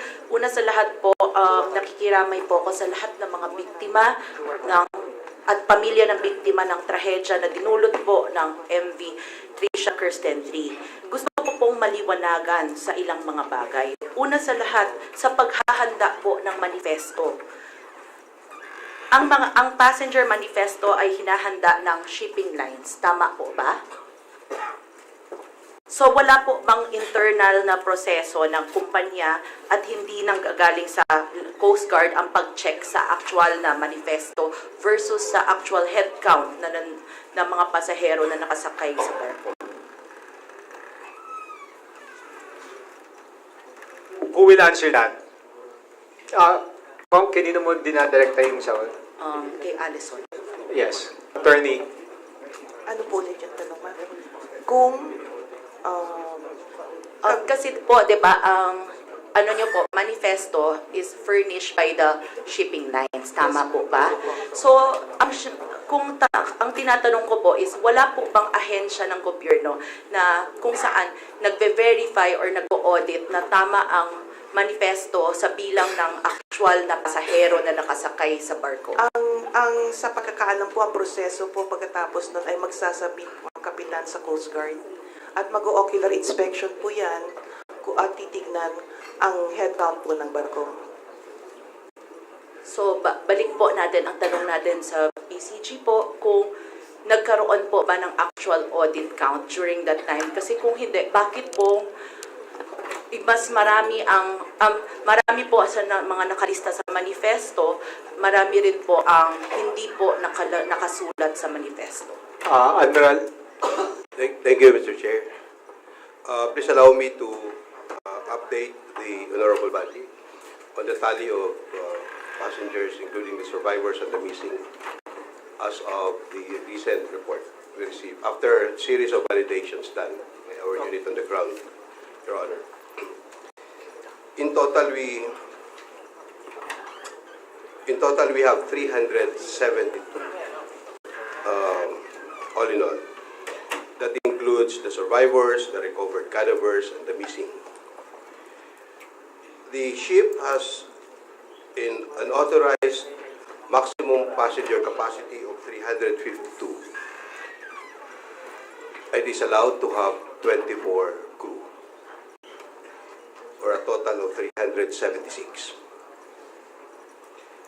If you will subtract the total number of persons, including the missing or the claimed missing, of 372 in fact, as of yet, again this is a live data. It can change. As of yet, it is only, it still has around 4. Thank you, Admiral. Yung question na lang po ni... So it is not based on the record presented, Your Honor, as validated by the ongoing operations on the ground. I just would like to disabuse our mind that it is not yet in excess of the authorized maximum passenger capacity, including the authorized number of officers and crew to be on board. With emphasis, Your Honor, with a disclaimer that we are still ongoing, the operation is still ongoing, maybe more bodies can be recovered. But I'm mentioning this, Your Honor, because the Philippine Coast Guard, it's true, we do head counting, but only if there is a good reason for us to believe that there must be an excess passenger. Because we are also trying to balance economics and safety here. Reason why the pre-departure inspection has ceased to become mandatory pre-departure inspection as before. Dahil nagkaroon din po ng reklamo along the way that the inspections done by the Coast Guard, because it will take us around 2 hours if we are to conduct detailed inspection per voyage. Nagkakaroon din po ng Armageddon in the ports. So there is this balance between economics and safety that we are trying to manage along the way. Your Honor, the solution to this issue on manifest is not only head counting. Nandito po tayong lahat, naghahanap po tayo ng solusyon. Meron din pong, ang maritime safety ay mayroon pong 5 components. The ports on the facilities, the vessel, the officers and crew, the cargo and the passengers, and the sea lane. Lahat po yun sama-sama na factors para masigurado nating safe, or kung mayroong hindi po doon nagpa-function ng maayos, nagiging unsafe. So I just would like to disabuse our mind, Your Honor, na hindi lang po yung portion na yun ang dahilan kung bakit mayroong unmanifested passengers. Kung yung, with all due respect to PPA, who is also doing everything they can to fix this, yung sa airport, yung terminal, yung pasahero, wala siyang magagawa kundi pumunta sa aeroplano pag nakapasok na siya sa terminal. Sa seaports, hindi po ganun. I know that most of us here have gone to seaports. Nagawa po namin, there was a period when I was the district commander in the area. Nagawa po namin i-control yung access ng pasahero papunta ng barko. Kailan po yun? Nung Marciano. You really need to have strong access control measures kung gusto mo makontrol yung pagpasok ng mga tao or you improve the facilities, na wala talaga magawa yung tao, hindi talaga siya makakapasok ng barko kung wala siyang ticket dahil naharangan siya. So investments may be worthy to improve our seaports as well. Okay, thank you. Wala naman na interjection para maraming line. Thank you. Kaya sa proseso po ba ng paggagawa ng manifesto, kailan po ba isinisumite ang manifesto sa PCG? Pagkatapos na po nilang na-generate lahat, Your Honor. At paano nyo binibigyan ng clearance certificate ang vessel bago sila umalis? We don't do clearance certificate, Your Honor. We just acknowledge the MDSD. We take the master's declaration as it is done in good faith. We do plain view inspection of the ship. Ang ibig po ba sabihin nun ay wala pong check and balance na Mayroon nagmula po, po sa Your Honor. PCG? At so solely rely po tayo sa mga shipping lines, tama? The pre-departure inspection serves as a deterrent to the ship owners and the master for them to comply with the safety regulations for which they are expected to comply with. Kung naobserbahan ninyo, matapos po ang insidente ng trahedya, may mga naligtas na individual o mga grupo ng pasahero na hindi nakalista sa manifesto. Tama? Yes, Your Honor. Kabilang na po dito ang mga bata at mga sanggol na wala po sila sa manifesto. Ano Yes, po ang sure. rason? Marami po sa mga bata at sa mga sanggol na naapektuhan sa trahedya, yung iba na walang buhay dahil sa trahedya, pero wala po sila sa manifesto. Yes, Your Honor. Again, possibly, it is a confluence of factors. Yung pasahero pwedeng dumiretso sa barko. Posibleng hindi na-check ng master yung kanyang manifest. Hindi rin po ba yun counted yung mga bata na nawawala po at hindi po mahanap? Hindi ba sila nabilang sa head count na binigay ninyo? Kasama po sila dapat. Ilan po ang mga bata at mga sanggol na naapektuhan dahil sa trahedya? I will check on that, Your Honor. I don't want to speculate.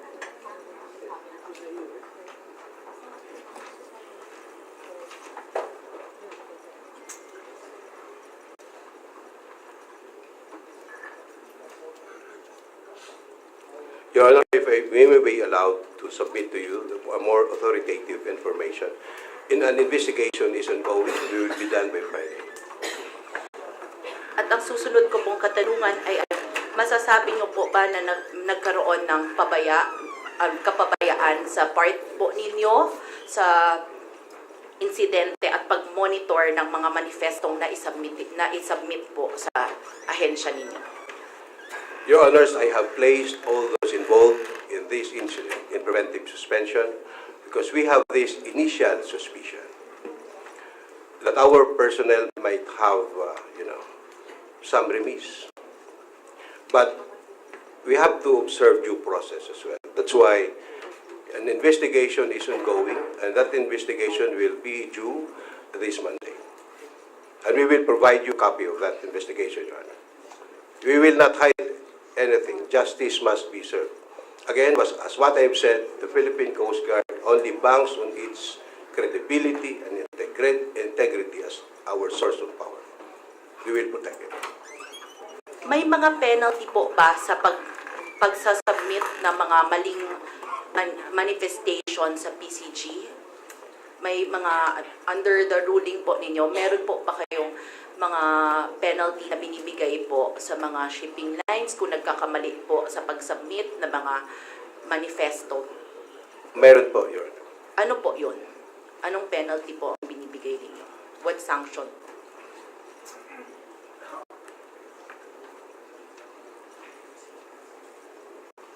We are enforcing marina policies and regulations, actually. And we are not the regulatory agency. We're just on enforcement. But you are one of the recommending agencies. No. we are only implementing the policies and regulations of Marina. So may I We are at the tail end of the process already. Your Honor.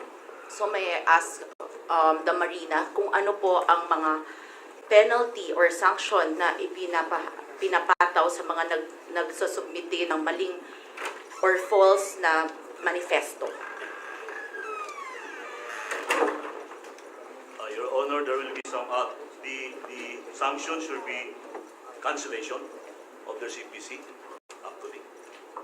In fact, suspension carrying passengers and all cargo over and above the ship's authorized capacity, that is already cancellation. Which is one of the conditions na ginrant yung CPC. Sa, There will be some due process. based on the past accidents that had happened before, meron na po ba na hatulan ng ganyang sanction? Lately, yung pong Impress, yung motor tanker, this is Impress. Concrete. And also, ang huli po ay, ano po ang tulong na binigay ng kumpanya sa mga pamilya ng biktima at biktima po ng trahedya? Nabanggit po kanina na nakapagbigay na po kami ng financial na tulong at nai-commit din po namin dito sa committee na ito na magbibigay kami ng breakdown as of the last date ng Attorney, I think financial support. Attorney, excuse me, but you have to rephrase your answer, no? Hindi kami nagbigay, nag-advance kami. Dahil hindi naman galing sa inyo, nag-advance kami na pare-reimburse nyo sa insurance. And another thing, no? There's a Marina Circular, yung sinasabi nyo, pag hindi wala sa manifesto, kalahati lang ay babayad. Mali po yan. Dapat they get the full benefits na 200,000. Sir, as of our part, we are giving the full benefit. Kasi kanina na sinabi nyo, Ay, kalahati, hindi po 50. ako. I'm sorry po, pero it was quoted by the insurance company, sir. Insurance, hindi nyo alam yan? For you to say that? Kalahati lang bayad pag hindi kasama sa manifesto? Yung benefit po ng unmanifested passenger is the same po with the manifested one. But the insurance company po is not liable to pay. Instead po, it's the ship owner who will pay. So if the insurance company po will pay the 50%, so to complete po yung benefit po na mapupunta sa unmanifested, it should be Allison po who will Okay, pay for so the Allison should be that. As of now, Yes. I have no more questions left. Ito lang po ang aking mga tanong. Maraming salamat po, Your Honor. Resource person, magandang hapon po sa ating lahat. Yes, Congressman Rufus. Thank you, Mr. Chairman.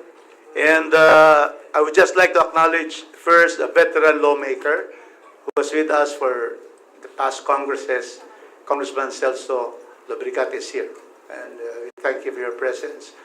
Of course, our very, very good GM of PPA, thank you for being here. You have been doing a great job. And of course, we have Admiral Galvan, who of course, we admire your fight for the sovereign rights of the Filipino people in the West Philippine Sea. Mr. Chairman, my questions will be structured as what we have done in 2008 during the sinking of the MV Princess of the Stars. Because I was here, wala pa itong building, we were in the Mitra.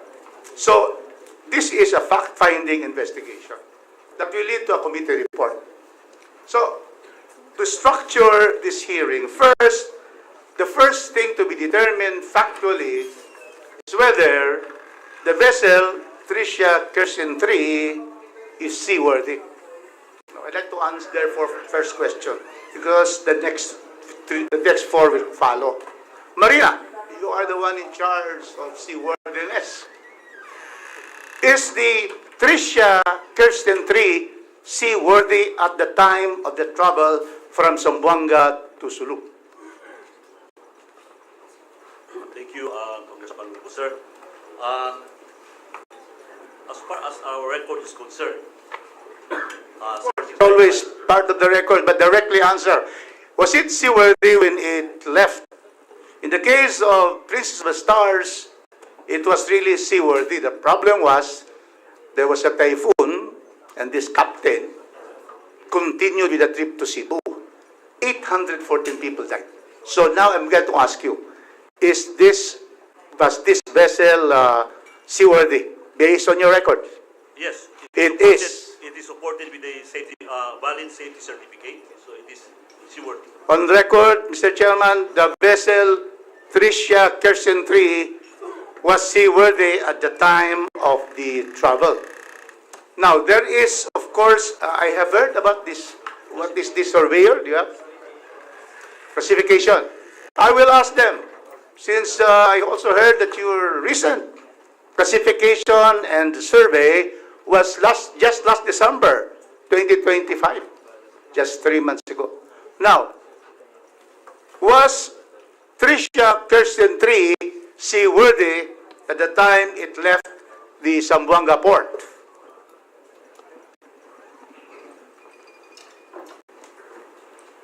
At that time, sir, I cannot answer that because we conducted the survey last December. But according to the survey report, there are minor deficiencies, so I can say this is the vessel is seaworthy. Statement from, can you state again what company you are from? Orient Register of Shipping. Orient Register of Shipping. So now, Marina on the record says vessel is seaworthy. Now the Orient, the classification company says it's worthy. It is seaworthy. Okay. These are the agencies that are in charge, Mr. Chairman, on finding out what is seaworthy. Next, we go now to the fact of who was the last agency that allowed the vessel to proceed going to Sulu. Which agency is that? I'm clearly pointing to Admiral Gaban. You are the agency, correct, Admiral? Yes. Oh, you were out and I said, we thank you for fighting for us. Thank you. This is a different matter. Yes, sir. Now, the Philippine Coast Guard are the ones tasked by our government and the laws to assure that first, there is no overloading, that there is no typhoon, they can go, and therefore, can you state of the record that it is the Philippine Coast Guard that allowed, in other words, that trip was legal because you made it legal? Can you tell us now, for the record? It is compliant to the existing policy, Your Honor. Therefore, you admit that the Philippine Coast Guard... But, Your Honor, if I may. Okay, please proceed. It is in the Coast Guard's interest to make sure that our personnel have done their job right. That's why we are conducting an investigation. And in fact, I have placed all of those personnel involved on preventive suspension effective yesterday. In other words, the vessel Trisha Kerstin 3 would not have sailed if you did not allow it to sail. So therefore, you are the last call. You said that.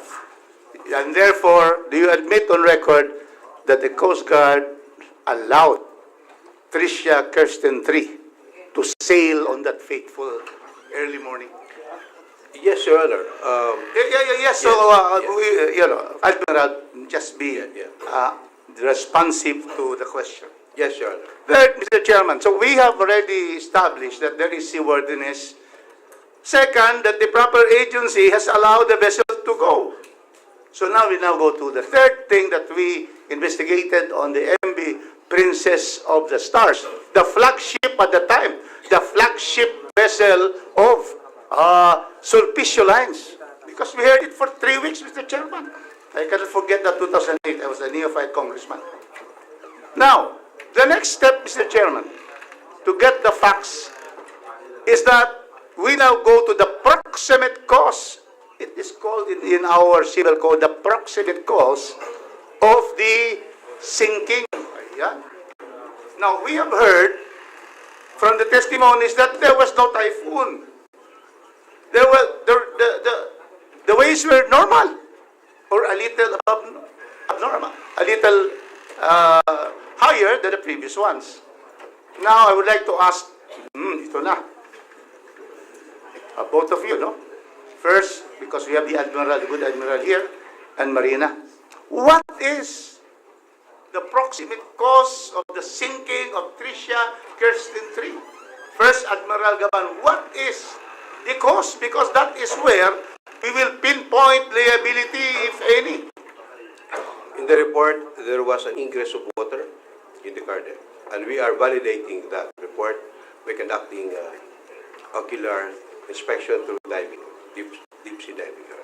So the proximate cause of the sinking was that water entered which part? In the port side, in the car deck. In the port side? In what area? In the car deck. In the car, what's that? Car deck. Car deck. Anyway, I'm not very much familiar. So you are saying that is the proximate cause. So therefore, overloading is not a proximate cause because you said it's the entry of water. Can you therefore clarify that?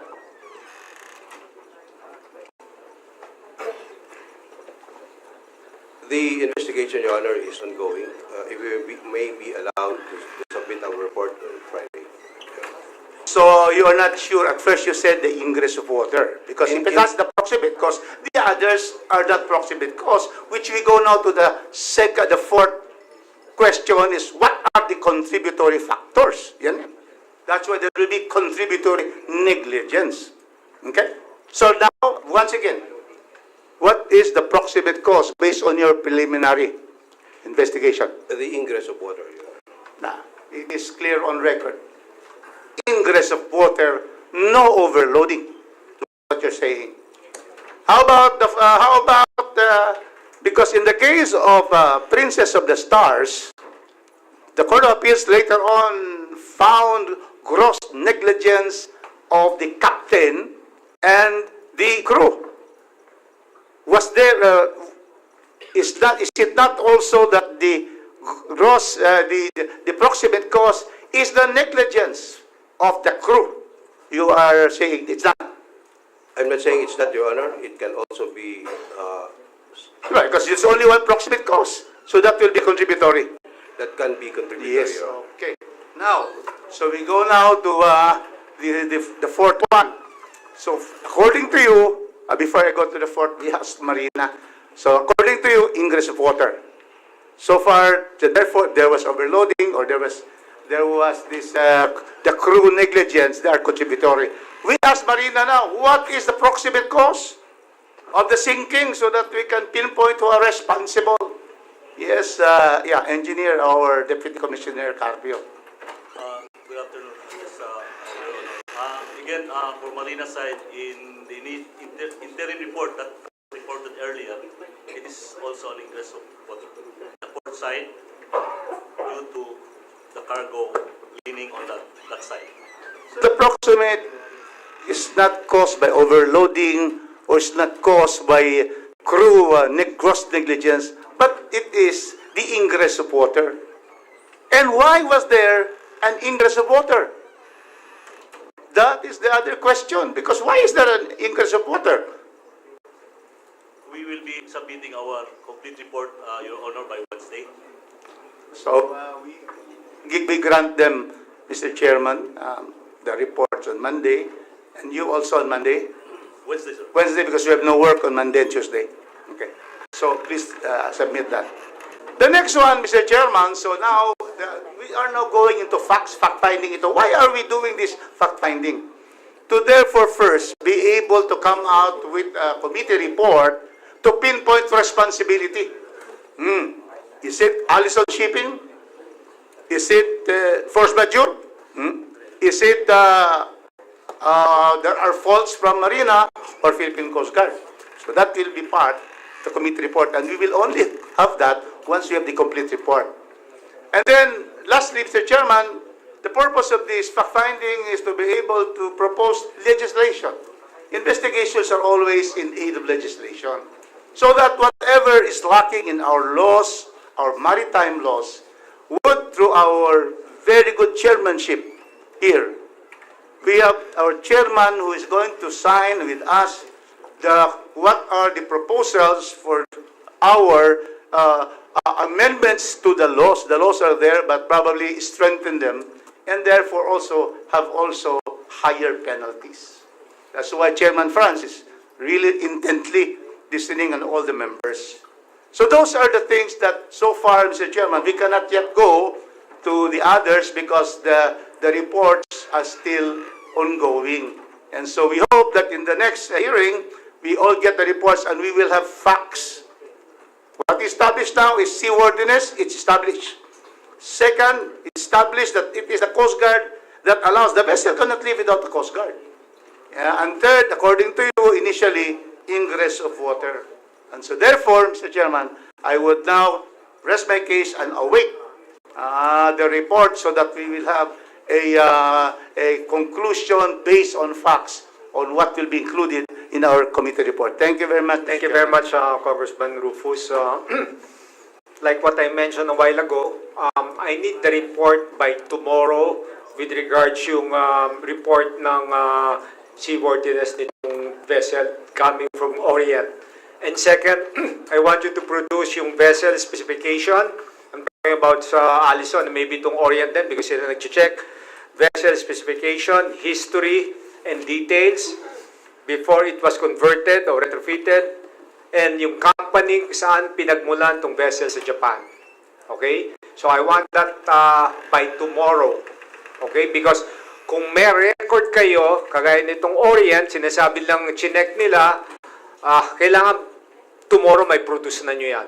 Right now, pwede ninyong tawagan yung opisina nyo to start looking for that.